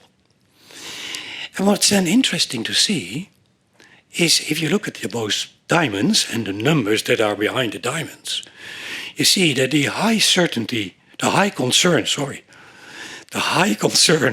and low certainty, of course, studies have a effect size of 0.77, and those at the top only an effect size of 0.05. So the effect was much bigger in the studies that might be biased than in the studies where you think that they are not biased. What does that effect size mean, 0.5? It's the difference between the litter size in the control group and the exposed group. So on average, there were 0.05 but beats less in the exposed group. So then you can still say, okay, that's a tiny little risk. And then you have the problem of how do you interpret the results? How big a risk do we think is acceptable? How big a risk is not acceptable or costs too much money, etc., etc. Many things you can say about it, but the systematic review only publishes this result. And I think it's good, because then it's up to the task group to say, hey, in the light of the other evidence, we think this is problematic or not problematic. Then there were studies that measured very accurately the temperature. And that is, of course, a big problem in this type of research, because we are pretending that we're looking if RF-EMF is hazardous to health. But that is, of course, known, because if we microwave all of you, it's not good with your health. And what we're actually looking for, of course, is if there are effects below the level where the temperature will increase. But that is a sort of implicit. And it is difficult in the discussions. What are we now talking about? Are we talking about heat-related effects? And heat-related effects are, in general, well known for fertility. One of the experts in the previous presentation said this already. And you see this in this slide, where these are only the studies that measure the temperature increase. And then we group them according to less than 1 degree temperature increase and more than 1 degree in temperature increase. And you can see there's a marked difference in the effect size. It's much, much bigger when there is an increase in temperature. And that is, of course, what we expect. But are we now going to conclude that RF-EMF is a big hazard for fertility? Yes and no. Yes, it is, of course, but probably not below the levels where there is no temperature increase. Then there is another aspect of these reviews where we attached a certainty to this outcome. So first we assessed the outcome. The outcome was 0.05 with a uncertainty margin around it. And then we looked at 5 different factors, how much the risk of bias in the studies was that were included, if the measure that we measured was very indirect for fertility. And for example, if you would measure chromosome aberration in spermae, then you would say, yeah, but that's not really fertility. And you would be less certain of the outcome. You would look at the consistency of the results across studies. When they are consistent and have all the same results, you're much more inclined to believe the result than when they go all over the place. You look at the imprecision of the results. You know, the average effect may be 0.05, but if it ranges with an uncertainty from -10 to +10, then we're still pretty uncertain if there's no effect. And we looked at something that is called publication bias. And using these factors, we then downgrade the certainty of the evidence. We start at high quality. If there is nothing wrong, we say, oh, this is high certainty evidence. If there is something wrong, we go down to moderate, low, or very low.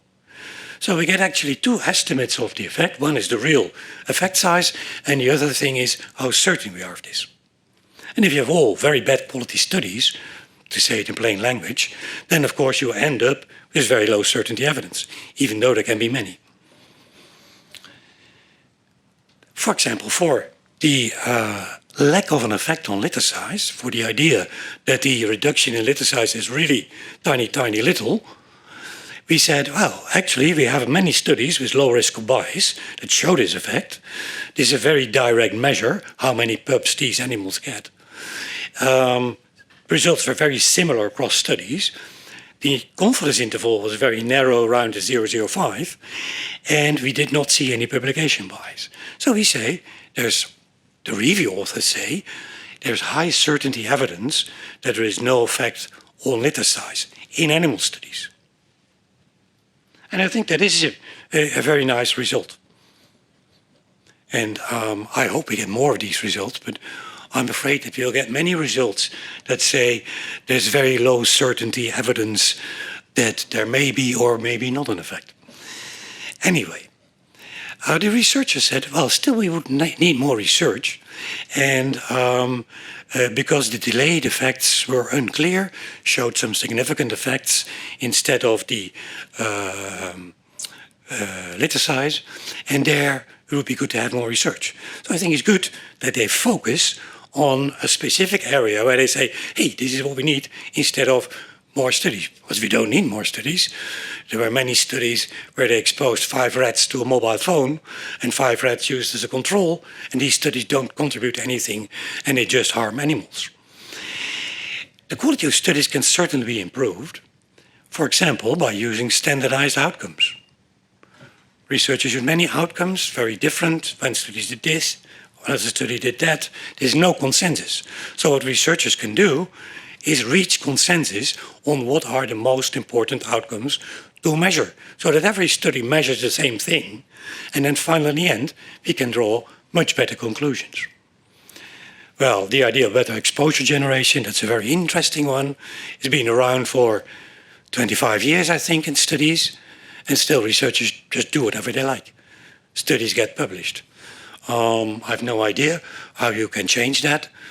There's probably many factors around this beyond our reach, like we sit here. So the only thing we can do is focus on the high quality studies. Studies need to look at several exposure levels. Many studies look, for example, at very low exposure levels and find something, don't find something. Very difficult to draw conclusions. And like the previous researchers said, is that the assessment of the outcome should be blinded for exposure status. If you know that this animal has been exposed, and as an expert you have to make an assessment of the outcome, you're very much inclined to say, oh yeah, I see something. So this blinding in research is an important thing. Okay. Then can we say anything about the RF-EMF being a hazard for fertility? That is what a task group is going to do. And they will get much more information than I've given you now, because they will have the results of the systematic review of the animal studies, the effect sizes and the certainty, of the human observational studies, again, effect sizes and certainty, and the results of cell studies that are available in the scoping review. They will look at all this together, and we have already found a way to how best come to conclusions from these different evidence streams, and then they will come up with one conclusion: if RF-EMF is a hazard for fertility, below temperature increases and above temperature increases. And the latter thing we know already, so we don't need any research there. So then the task group will look at the risk, not the hazard, but the risk, it's a subtle difference, at a given exposure. They will look at current exposure levels, see how many people are exposed at levels that could potentially cause damage or adverse health effects, and then the conclusion will be so many people that are exposed, or so many people in the world, like the global burden of environmental stressors projects, resulting in an indication of how many people might be affected. But of course, if there's no hazard, if you don't find anything in these reviews, there's no risk. What does it look like? I hope that this is what it looks like, but I've had these hopes before. It might be later. But this is a very serious outlook. We do have all the material. I hope that we can come, but it depends, of course, on the consensus in the task group. If there's a high difference of opinion, it will be much more difficult to reach some conclusions than if people are all of the same opinion. So that's what it depends upon. We'll do that in October meeting, at the end of October, and then we have a hopefully final meeting in February where we can finalize the text of the monograph and the scoping report, and then it will take some time before it's published because it has to go through all kind of editorial processes. But I really hope that this is the end of the project. Thank you very much.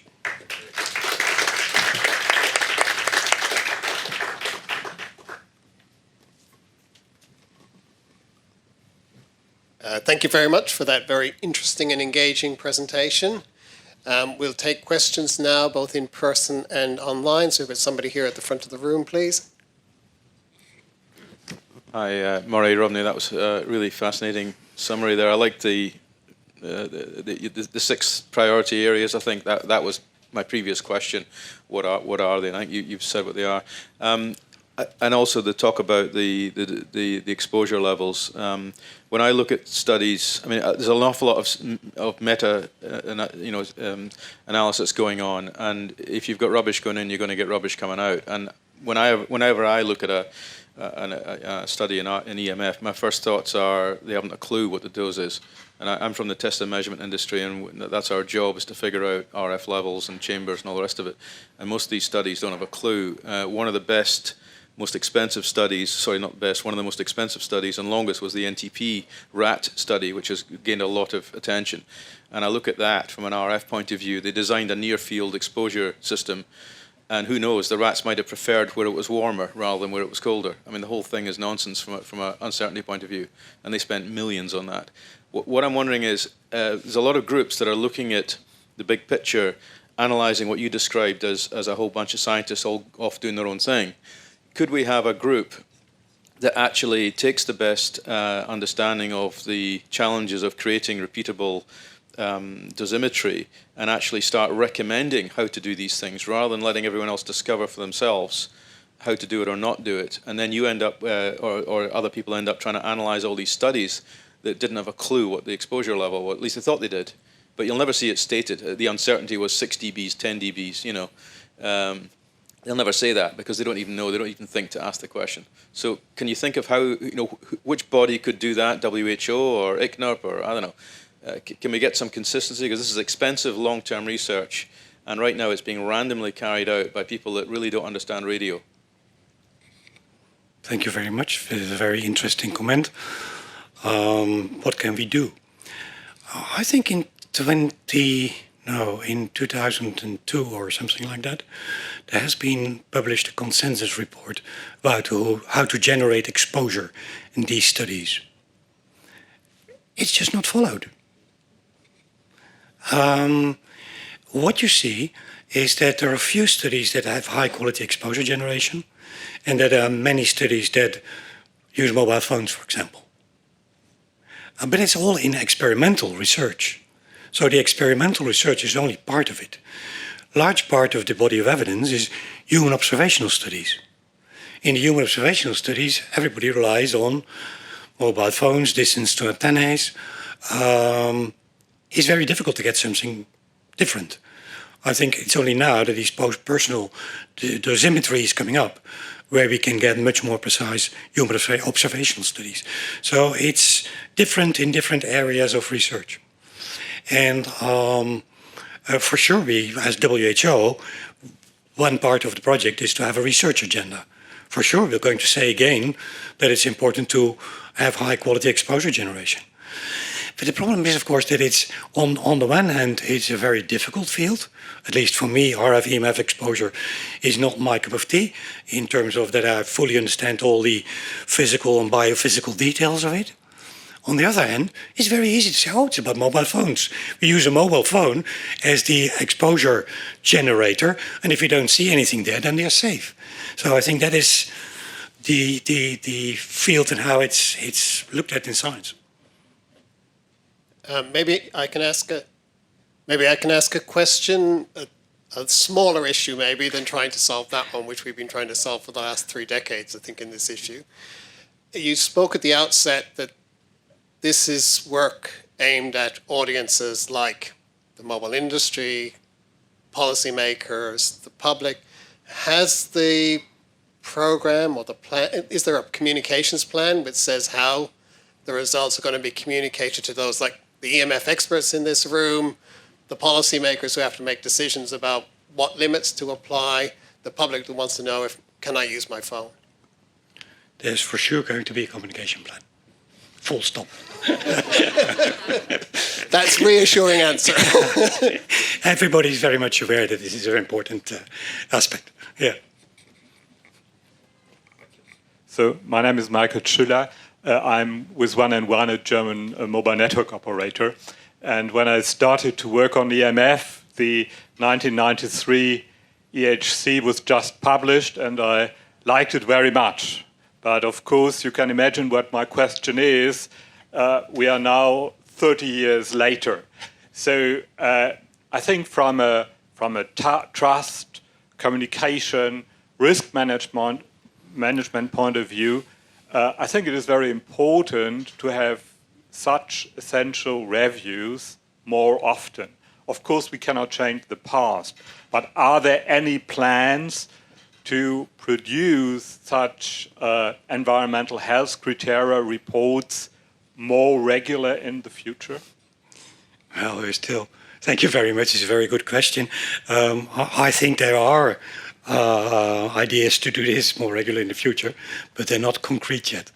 And given the length of this project, you can imagine our endpoint is publication of this report at the moment. But yeah, what you see also, at least from a more external point of view, looking from other fields into this field of RF-EMF and adverse health outcomes, is that there is no history, no culture of systematic reviewing the evidence.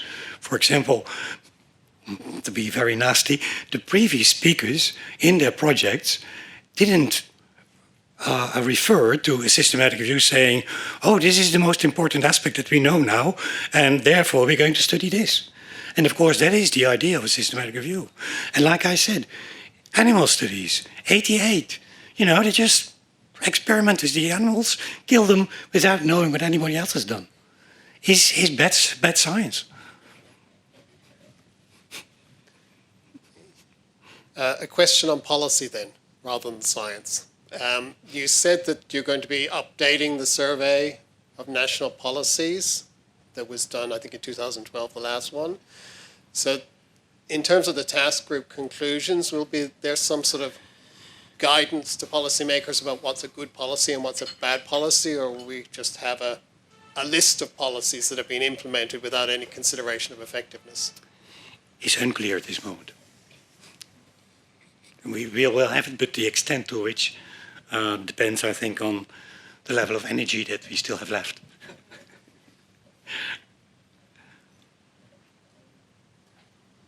I think we've got time for one last question, if anybody else has one. No? Any more questions? No? All right, well, I think then we'll wrap up and we'll give a little bit more time to the next panel. Thank you, Jose, for your presentation. That was very useful.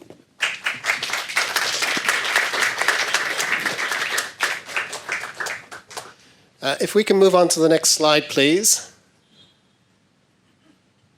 Just going to take this opportunity in the program before. Can we go back one? Thank you. Just before we start the next panel, to just highlight some of the recent and updated publications that we're making available at this event. And we're doing it at this point because communication is part of implementing effective EMF policy. So you will see that we've updated our EMF risk communication guide for mobile phones and base stations. This is, we did this for the first time about 10 years ago. We've updated once previously. The main changes this time round are to include some of the latest infographics from IARC on how to explain hazard versus risk in the context of what IARC does as a hazard assessment versus WHO does as a risk assessment, and giving our experience through COVID-19 and all the misinformation that appeared. We've also got a section on social media and EMF risk communication, so we hope that that will be informative. We've heard several mentions of millimeter waves, and at the last EMF Forum in 2022, we published our explainer on millimeter waves. We've now got a summary of that, both in English and in Spanish, that you can access on the website. And we've done a further update to our 5G Internet of Things and Wearable Devices booklet, which we first published, I think, in 2017. And we've been doing an update to that every couple of years to reflect the latest information on each of the topics and to make aware of the consensus in the scientific community, developments and standards and so forth. So hopefully you'll find those useful. If we go to the next slide, I'll introduce my colleague, Claire Marie Healy from the GSMA Europe office, who will lead the panel. Thank you, Claire Marie. Jack, and welcome again everyone for this last panel discussion this morning, where we will move away from the scientific discussion now and move further, which I know is a very difficult field, as you've explained very well, and it's a very challenging field, but so is policy, right? So here we are going to be discussing more about how do we ensure and develop, and policymakers can develop effective EMF policies. So I'm very delighted to invite to join me on the stage today, first Mr. David Seri, who's Senior Manager at the Maltese Communication Authority. If you can sit here. And I'm also going to be joined today with Marzia Minozzi, who's the Head of Telecommunication Policy and Regulation at ASTEL, the Italian telecommunication industry group. We also have with us for this panel 3 additional panelists that should be online already. I will ask each of you perhaps to briefly introduce you, each of you very briefly who you are, who you represent, before we move on with a discussion. And of course, everyone is invited to start thinking of questions you would like to ask to our panelists before the end of this session. So I will perhaps invite David, maybe to present yourself first. Yeah. So Mr. Seri, sorry. Hi, good morning all. So my name is David Cherry and I'm representative for the Malta Communications Authority. And the Malta Communications Authority is the telecom regulator, the competent authority with regards to regulating the electronic communications sector, but also as well as the Spectrum Management Agency in Malta.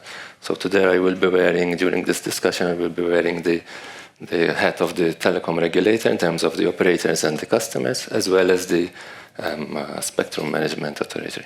Great. My name is Marzia Minozzi and I work for the Telecom Association in Italy. So we represent mainly operators, all of the mobile operators, and we are very interested in the EMF issues since our country has very particular regulation, let's say. Great, thank you.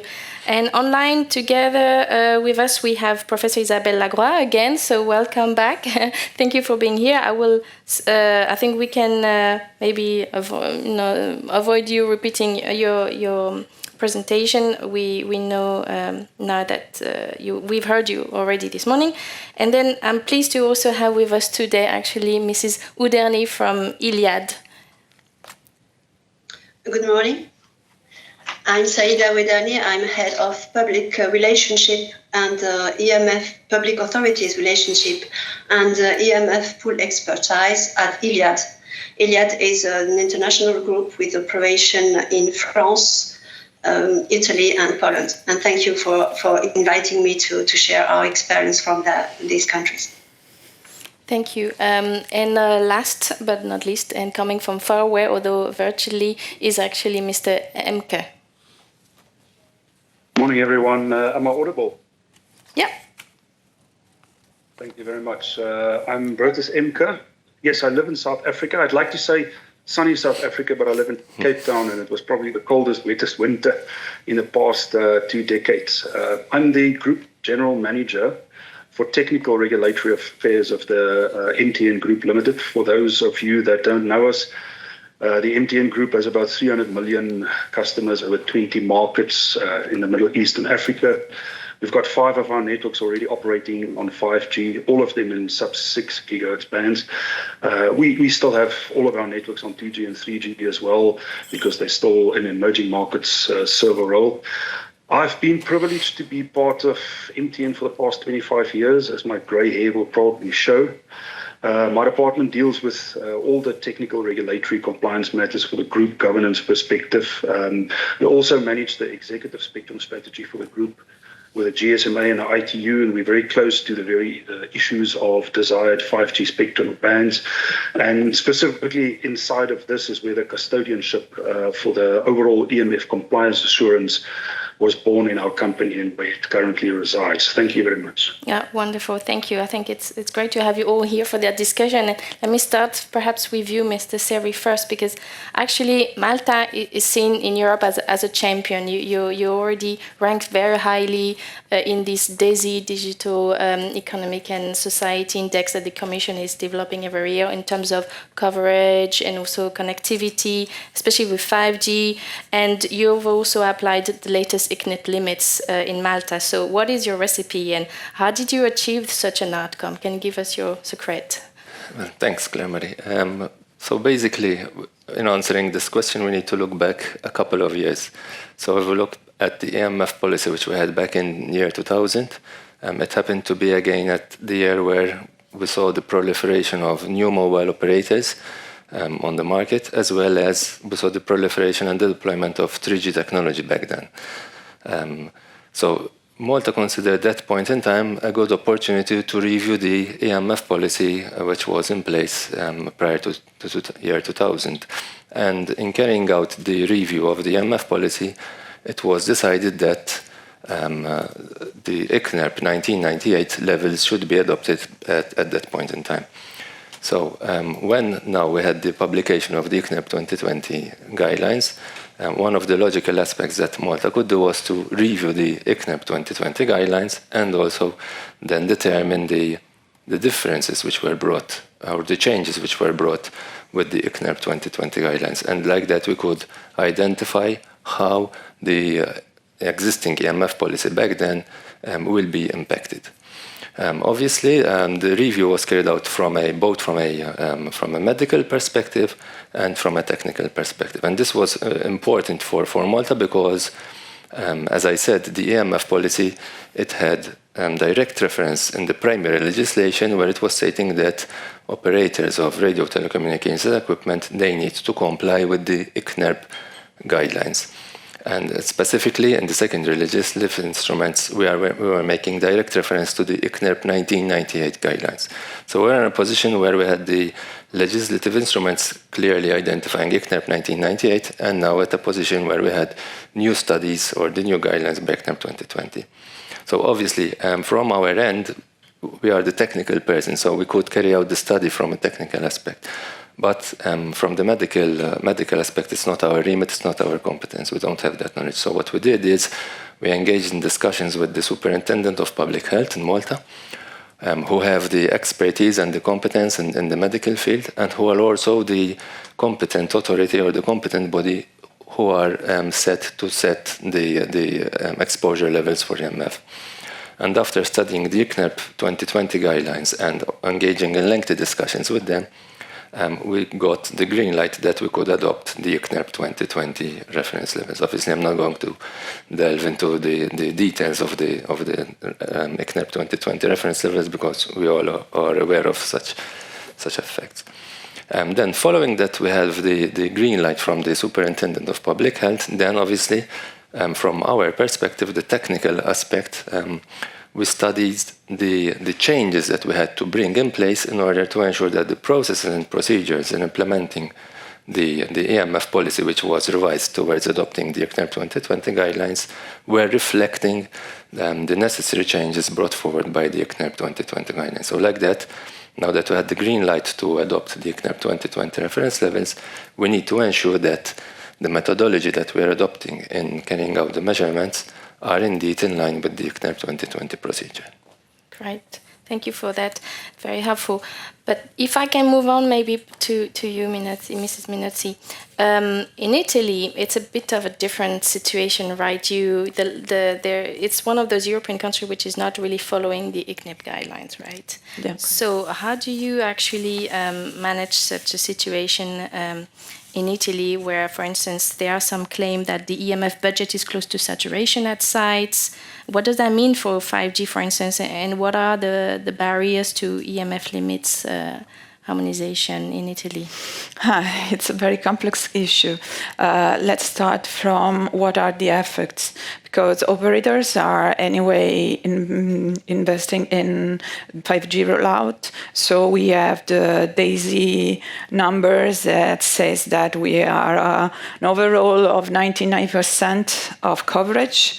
And of course, it covers all various 5G technologies. So it's especially DSS or NSA 5G.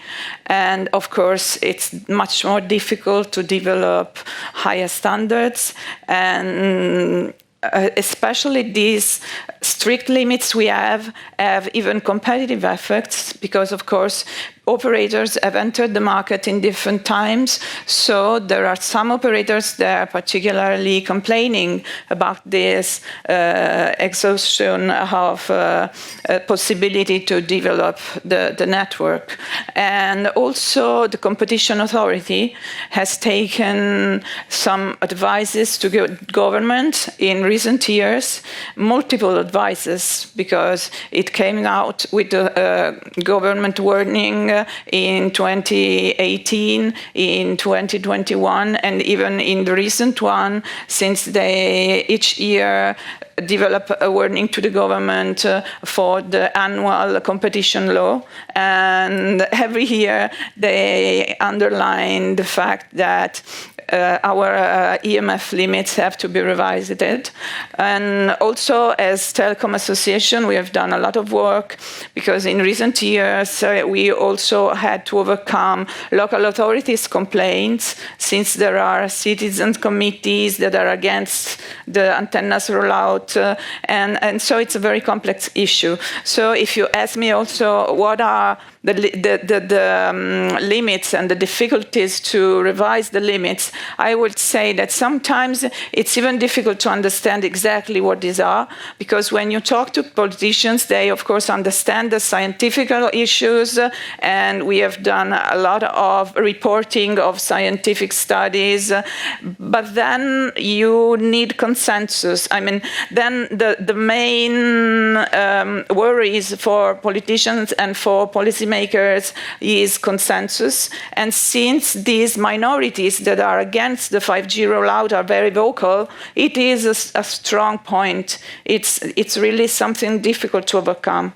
And so we are still working, of course, on asking for different limits, because, as I told you, anyway, this is a great difficulty to go towards a complete 5G rollout.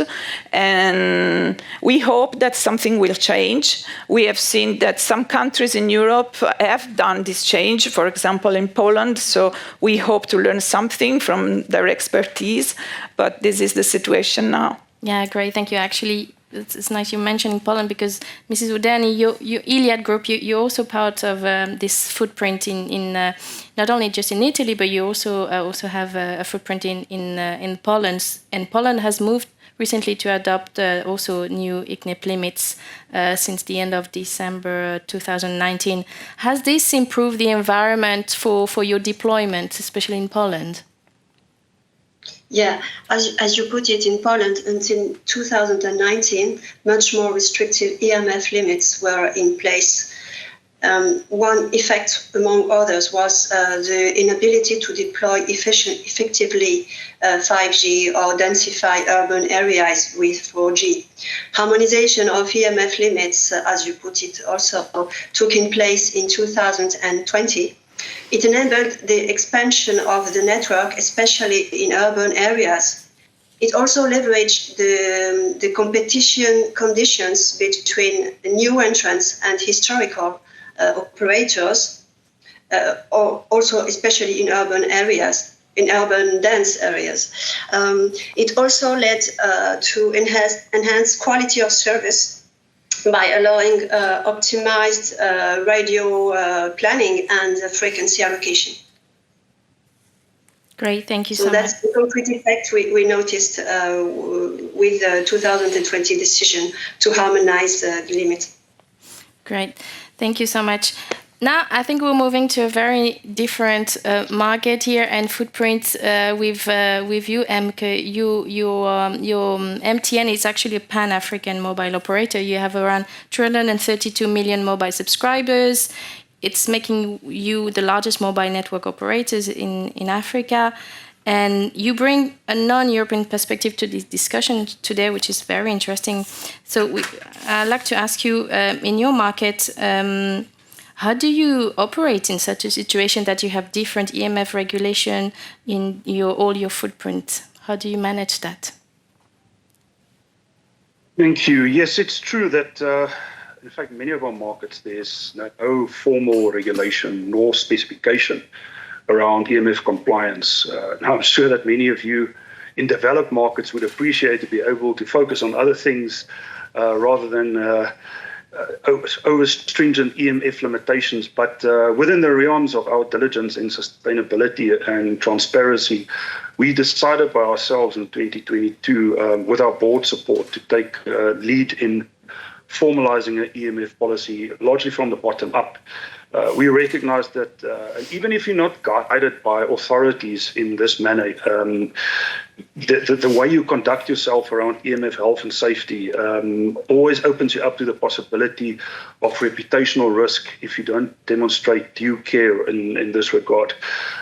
So we've used in the past EMF specialists to assist with ad hoc requests. And in order to do the right thing right this first time around, we worked with some of these partners to build a future-proof policy, which from the word go was compliant to EMF 2020. That, of course, offered us the capability to be quite prescriptive in the way that we charted our course. But due to logistical and some specific challenges in some of our markets, we also had to be cognizant of, as you alluded to, specific homegrown issues that we needed to deal with inside of this policy. And I think important to note, when we wrote this policy, we designed it to be read and understood by quite a wide range of stakeholders, rather only scientists. So we covered a large body of formative scientific basis for determining safety around explanation of what EMF is, how it's generated, and how it fits into the general safety and environmental considerations around the operation of a mobile network. We do anticipate our markets to eventually implement EMF guidelines on a national level. So there was also the added opportunity for us to design a policy which could serve as a best practice toolkit to empower and guide authorities to understand the necessary considerations then in future when agreeing on ways and procedures to ensure local EMF compliance. We've seen in the markets that have indicated that there will be an imminent introduction of EMF governance. That is quite a wide range of parties that are intending or ambitious to manage this space. The usual telecoms operators, but then ministries of telecom and ICTs, consumer standards bodies, government and non-governmental health organization, in some cases even atomic energy regulators. So in an ideal future, we would like these bodies to look at the work that has been done in order to agree on a common approach, specifically with regards to best practice around principles for field strength measurement methodologies. We believe there's a great need for standardization and congruence in this regard. Now, bearing in mind that in the lifetime of this policy, in its current version, we will see the emergence of governance from authorities, and we make provision for a succession plan if and when it occurs in a given market to identify the more onerous of the two, our group EMF policy versus local requirement, and to share the compliance framework around the more onerous version and to ensure that you always adopt whichever imposes the stricter limitations. Now, over the years as a mobile operator, we've obviously endeavored to always internally observe the best practice around guidelines for site design and operation. But the introduction then of a formal EMF policy gave us the opportunity to be quite directive in the way that we want to follow our own design principles and evolve let's call it a voluntary approach to a more guided and compliant approach with bespoke roles and responsibilities inside of each market, but then also on group level. Now, the implementation of the policy, of course, deals with the new sites that we built, where, as we call it, EMF compliance forms part of the DNA of the actual site design. But obviously, we need to do the necessary housekeeping and databasing of existing sites to ensure that from an audit perspective, we can show commitment and compliance. And then, of course, we overlay 5G on many of our existing sites. So it gives you the opportunity for a zero-based assessment of the site before and after the addition of new antennas. Now, an important consideration, maybe a little bit more emphasized in our markets, given the fact that we often deal with problematic levels of education, also very pronounced language barriers, is to deal inside the policy quite boldly with EMF worker safety, and to ensure that we address the necessary issues around safety and training. Then many of our sites in our markets are in areas where security in terms of access to the public, whether legally or illegal, also needs intensified consideration. For instance, we'll find that consumers realize that there's grid power available on a rooftop close to antennas, and then they will repeatedly or for prolonged periods remain in an EMF exclusion zone, for instance, to charge handsets or other devices. All of those little subtle aspects we had to consider. Quite interesting also what we discovered as part of the EMF policy formalization is some peripheral areas where we need to extend our view as well.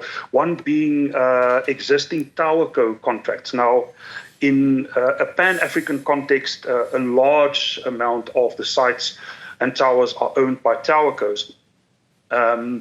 And we realized that some of these sites shared by 3, 4, sometimes 5 operators might be individually compliant, but obviously the additive emissions from these fields then might push you over the limit. There was no existing framework to deal with these specific issues and to make sure that there's a proper escalation process to resolve these. Now, probably the most important aspect that we addressed as part of this EMF policy was the need for consistent, agreed communication. Those who drive the conspiracy and fear-mongering capitalize on discontinuity and differences in terms of the messaging relayed to stakeholders and the general public. As a developed market, we've been at the receiving end of a lot of dystopian messages conveyed during the COVID pandemic, perhaps a little bit more severe than developed markets, but again, often driven by insufficient education and technical understanding, but then due to a general developing distrust around governments, international bodies, and big businesses general. So we had a very bold, agreed statement in terms of our commitment for EMF safety and compliance. And it's articulated once again in our sustainability and transparency reporting, and it's also guiding our ESG at the core approach to business. We've got a very well communicated across all markets process for dealing with EMF queries, issues and complaints. And although some of the smaller incidents may very well be dealt with in country, we have an obligation on all the stakeholders to communicate all these issues to group structures so that we've got visibility, and also to make sure that we are cognizant of wider developing Pan-African trends. We often find that a well-meaning engineer who might be perfectly capable of articulating a science-based factual interpretation of EMF safety adds just a little bit of additional information, and this gets picked apart by activists and other parties to show that operators are being inconsistent. I think that's a good point. I think we can come back maybe perhaps a bit later on this topic about, misinformation and how do we communicate that better, and also ensure that there's maybe a vacuum at the moment on disinformation on EMF, but maybe if it returns, how do you foresee that and adapt? But I would like to ask a question first to Mrs. Lagroix as well, because you were yourself as well a member of the WHO task force for ELF exposure, and you have developed these EMF policies during this exercise. So what has been your experience of how this task force identified evidence-based EMF policies, and can you share a bit your experience from that?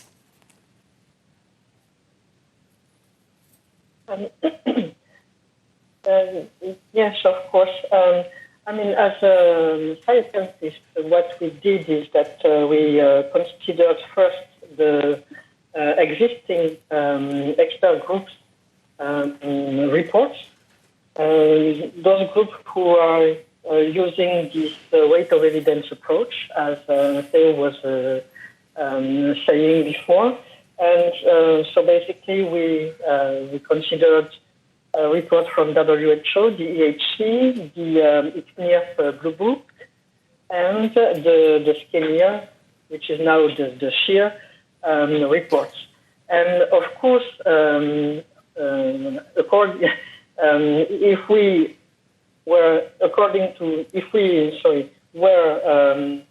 agreed with the conclusion of this report, then we updated those reports, given the time latency since the new report to be written.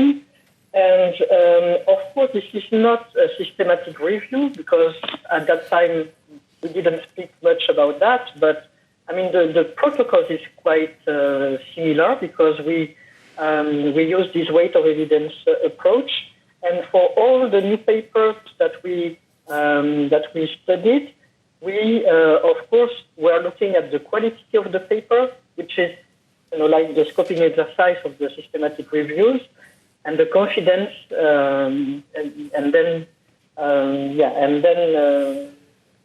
we could say whether we were confident. The confidence was low or high for the given papers. So I think that our expertise allows us to identify the possible bias in experiments, and I think that's quite important. And yes, on this basis, then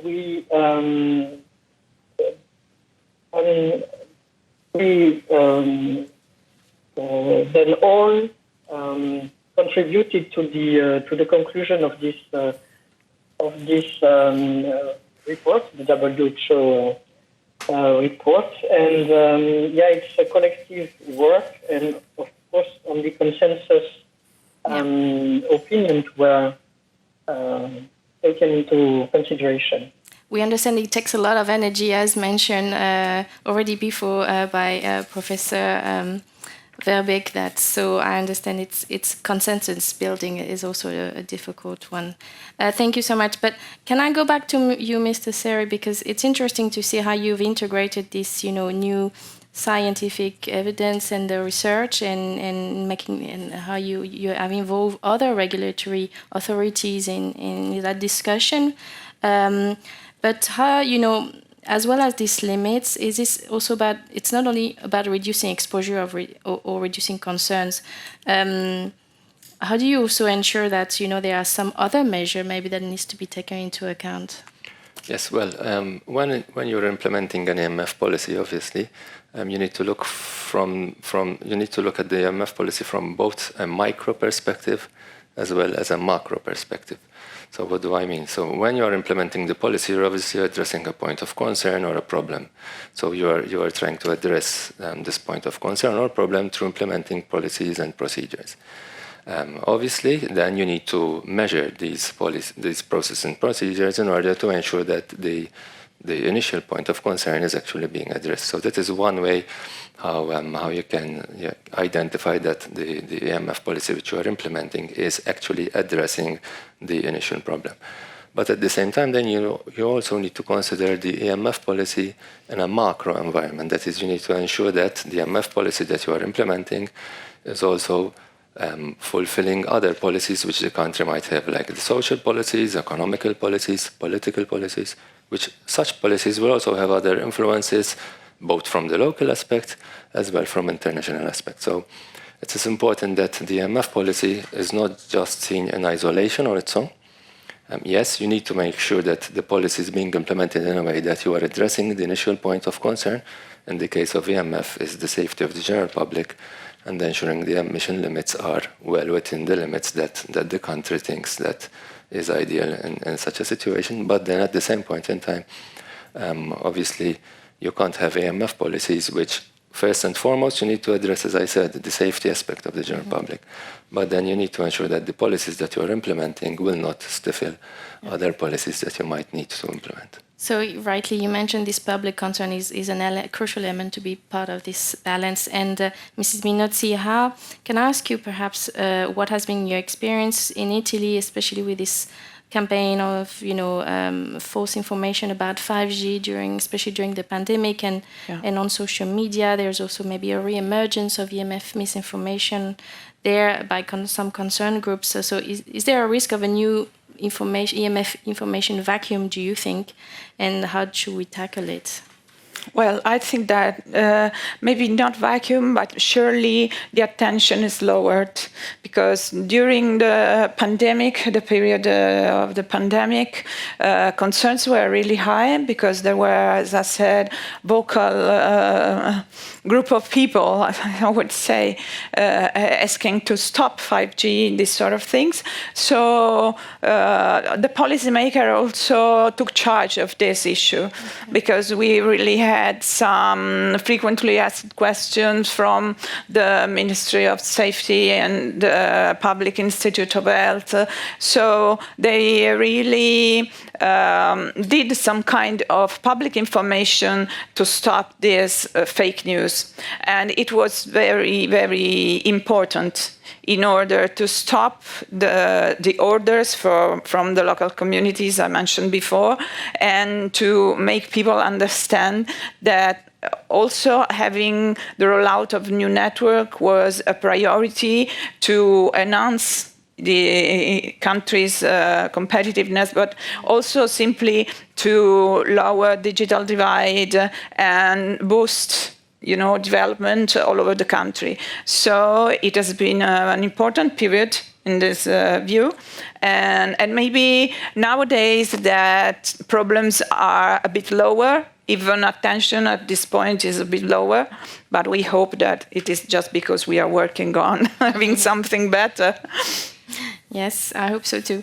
Can I perhaps ask my last question before I open the floor for other questions and before the end of our panel? But I'd like to ask a question to Mrs. Uderni as well, because you have also experienced such a situation with public concern and also adapting, with the new adopted ICNIP limits in some of your market. But in your view, what would you offer as example of effective evidence-based EMF policies that you think would be great to share with other markets, other people, policymakers? Yeah, as it has been put during this morning, that there has been a lot of controversies and fake news campaign surrounding the launch of 5G, especially in France. The key point is to stick to a science-based approach and to stick to true facts. And let me put the example of how the French frequency agencies tackled with that. The INFR, so the French frequency agencies, conducted several measurements campaigns showing that the introduction of 5G doesn't lead to a significant increase in EMF exposure. So that was very important to make this concrete to the public attention. And measurement is the best thing, the best way to show it. In addition, the French agency conducted a study showing that reinforcing 4G will lead to more exposure, more significant exposure than introducing 5G. So that's concrete, that's a study, and it's something that is important to stick to. It's to explain and to give some facts. And this was also something that was very important to show that the introduction of 5G will not lead to a catastrophe and so on. Anyone wants to react on this point, perhaps? Yes, if I may add, also just to continue with the point which It's just been made about the French studies. In Malta, we have also conducted a study and concluded a study where, given obviously the geographic size of Malta is quite relatively small, it allows us to carry out certain measurements and certain feedback to the implementation of the EMF policies. And actually, we do drive all around the carriageways and roads in Malta and go to all of the Maltese islands. And that is one of the items that we have just discovered, as well as that during the drive test campaign, which takes a couple of days to carry out, we had one full 5G network fully operational, and we had two other 5G mobile networks which were in their rollout. One of them was like 80%, 90% ready as well. And what we found out is that the EMF levels did not increase. It was basically a marginal increase, even in the areas where 5G NSA was deployed. Initially, we thought that the area where 5G NSA is deployed, we were going to experience a significant increase in EMF levels, but it turned out that it was not the case. And we also, when we investigated with the operators, the total traffic which is being carried out by the 5G NSA radio base stations amounts to the equivalent of the total data transferred over the entire network. So that is quite a significant amount of data traffic. Right, that's great to hear. So testing is also very important to be done to reassure the population. And as you mentioned, all of you actually, is the government, the fact that they do a campaign and they do also such communication exercise, this is also very valuable for the public and also for operators and the industry, right? Let me then turn to questions from the floor and also from the audience, but I don't think I have seen any so far. So I'll just ask this gentleman in the front. Hi, Murray Romney. I wanted to pick up on something that Mr. Emke mentioned in terms of measurements, the multi-vendor site issue and how measurements are done. I've been looking at this recently, and I think we're at a tipping point in the industry where in the old days a single operator could put a passive probe up somewhere in front of a base station looking at a pilot signal and basically conclude everything you need to know about the exposure. Now, with 5G, it's completely impossible because you've got user-specific signals that are spatially dynamic. So you can now no longer use that approach at all. And if you add to that the complication of variations in traffic and multi-vendor, etc., the old sort of white box way of doing things, which is to identify every signal, every frequency, and calculate the limits, it's no longer viable. So we need to move to a new way of measuring EMF, which I think is more of a black box approach, where within a given area, you have to basically measure the signal level at a time of maximum traffic and come up with some kind of average. Because if you extrapolate the worst case, which is what we used to do, you're going to hit the limits very quickly, especially in somewhere like Italy. So I think that there needs to be a debate about standardizing the measurement techniques that are being used, because right now they're not. They're historic. They're not keeping up with the technology. 5G was designed in 2015, and we're still using, techniques that worked in 1990, and yet the signals themselves are all over the place. Right. So where are we at with that across Europe at least? Is there any standardization on operator-based measurement techniques to show that the EMF limits that we claim we meet are actually being met? Because if you don't know where the signal is, you're not going to find it. So therefore, that's why you won't get an answer, because the signal's moving around and it's not following you with a passive probe. Mr. Emke, do you want to add up to this, some comments on this question? No, absolutely. Before we close? I think we've also always known that this is going to be an issue, even in the 4G domain. Just the non-specificity with regards to the general compliance around a multi-tenanted site. And you would find in the past that there was always individual approaches in terms of demonstrating compliance, but there was very little regard for the collective exposure. We approached the TowerCo situation with a joint responsibility in terms of the tower co-owner as well. We find that this is a very difficult situation to manage only on an individual operator basis, and it eventually leaves you nowhere in terms of just running around in terms of finger pointing, who's at fault, who's most of a contributor to the transgression of limits. So there's a lot of capacity transfer that we have been engaged in terms of upskilling some of the TowerCo partners to make sure that they understand that there's an obligation in terms of the overall custodianship and ownership of a tower, but that we're willing to participate in terms of whatever new measurements need to be adopted in this regard, and also contributing to the collective adherence to transmission limits.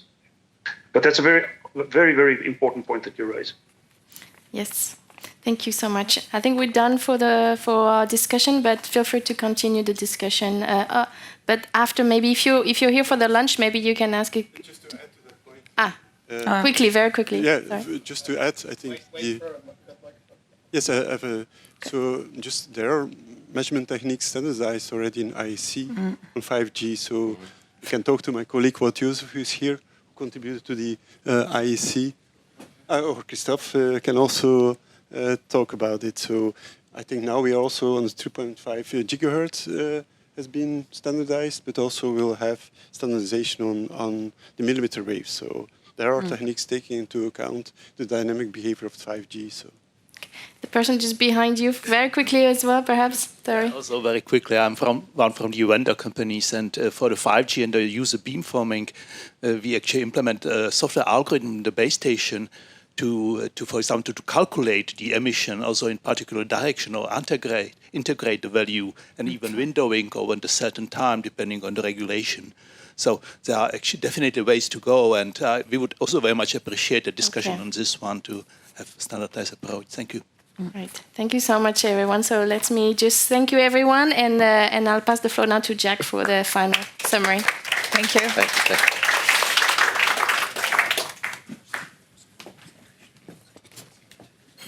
Thank you, Claire Marie, and thank you all the panelists and you in the audience for your contributions. Mike Wood, who's from Telstra and chair of the GSMA EMF and Health Working Group, is just going to give some summary remarks. Fantastic. How do you do that? How do you summarise what we've just done in about 2 minutes and not prevent everyone from having lunch? So I'm going to use the motto that my taxi driver said to me every time I go overseas and attend one of these. So is it safe? What did you learn? In the very first session, what stood out to me was the weight of evidence approach, and that came through very, very clearly when Theo presented his summary of the SCHEER project. It was very encouraging to see the results of the research and, in fact, the amount of research that's going on. People ask, is there more research? Well, we certainly saw that in the SCHEER project and the other European projects today, specifically with a focus on the new frequencies, because that is important to keep that going. The reference to the ICNIRP guidelines was fantastic in terms of that is a very good basis to move from. We heard in the second session from Isabel, we heard it was fantastic to hear the analogy before 5G and after 5G. I thought some of that was really, really good because people ask us about that all the time, what's happened now? And certainly for the frequencies below 6 gigahertz, well, like Isabel said, there is no difference because it's just a different type of technology using the same frequency. And that's very good for policymakers. So when the taxi driver asks me, well, has there been any difference? Well, the answer is no, because we're using the same frequencies. Addressing the 5G conspiracy theories was obviously a major push. Public communications, that came through in all of the speakers. So even in the last panel session, how do you communicate the results of the research? And, it was fascinating listening to the discussion or the talk from the WHO when I was very encouraged by the thoughts of, the scientific review process that you mentioned. That was probably one of the best presentations I've heard from the WHO, where it talked about this is the methodology that we're going to follow to ensure it's a structured approach with the systematic reviews, the focus on the quality. I think that was excellent. That came through at the BioEM conference as well, the focus on quality. And there was a discussion in the Q&A about how do you, if you're looking at the research studies that are of poor quality, how do they rank? And you gave a very good explanation about the rationale and how you put the quality barriers around that. So I'm very encouraged by that, and I can tell my taxi driver that of all these research programs that occur, they actually do look at this particular aspect. I wasn't sure about your comment about the study on All of Us if you microwaved us, so I'm not volunteering for that particular study, but the quality aspect, I'll take that one. Moving on to the panel session at the end, fascinating to see the different approaches. I come from a country in Australia which is probably the size of Europe, and if all of our states had the different policies and approaches that you have in Europe, it would be a very difficult task. So I empathise with you in terms of how do you manage that? And then it comes back to, we heard about the science. We've got very good conclusions in many, many decades of scientific research. How can we use those conclusions applying the quality? And how can that inform stakeholders? Not just the taxi driver, but the policymakers and the operators. We heard about the challenges in Italy, and we heard about the challenges in South Africa. But I think it comes down to applying good science, ensuring the research is continuing, communicating that to policymakers so they can make informed decisions, and then helping the community, because the communities all want to use mobile devices and they want the reassurance it's safe. So and hats off to Malta with the approach you've taken, and to Poland. It's very interesting to see the lady that was talking from the 3 operators in France and I think in Poland as well, the difference it's made. And the thing about this, the quality of the rollout or the efficiency of the networks, because when you've got that efficiency, you need less sites to communicate with more people and overall lower EMF. But fascinating to hear the collection. And to me, a key takeout is the sharing of this knowledge. That's what the GSMA EMF Forum is about. Bring stakeholders together. And for all of the people listening online, whether it's early morning, late at night, I sympathise with you in Australia. Thanks for staying up. It's this sharing of quality information that will foster the ongoing, better policies and better communication. To the person that asked about standards, we do have great standards. We do have them from the IEC and the ITU adopt that. It's going to be part of the afternoon session. And very fortunately, we're going to hear about the case studies that actually show you how to do these tests. So they are available. I'd encourage you to stay for the afternoon session.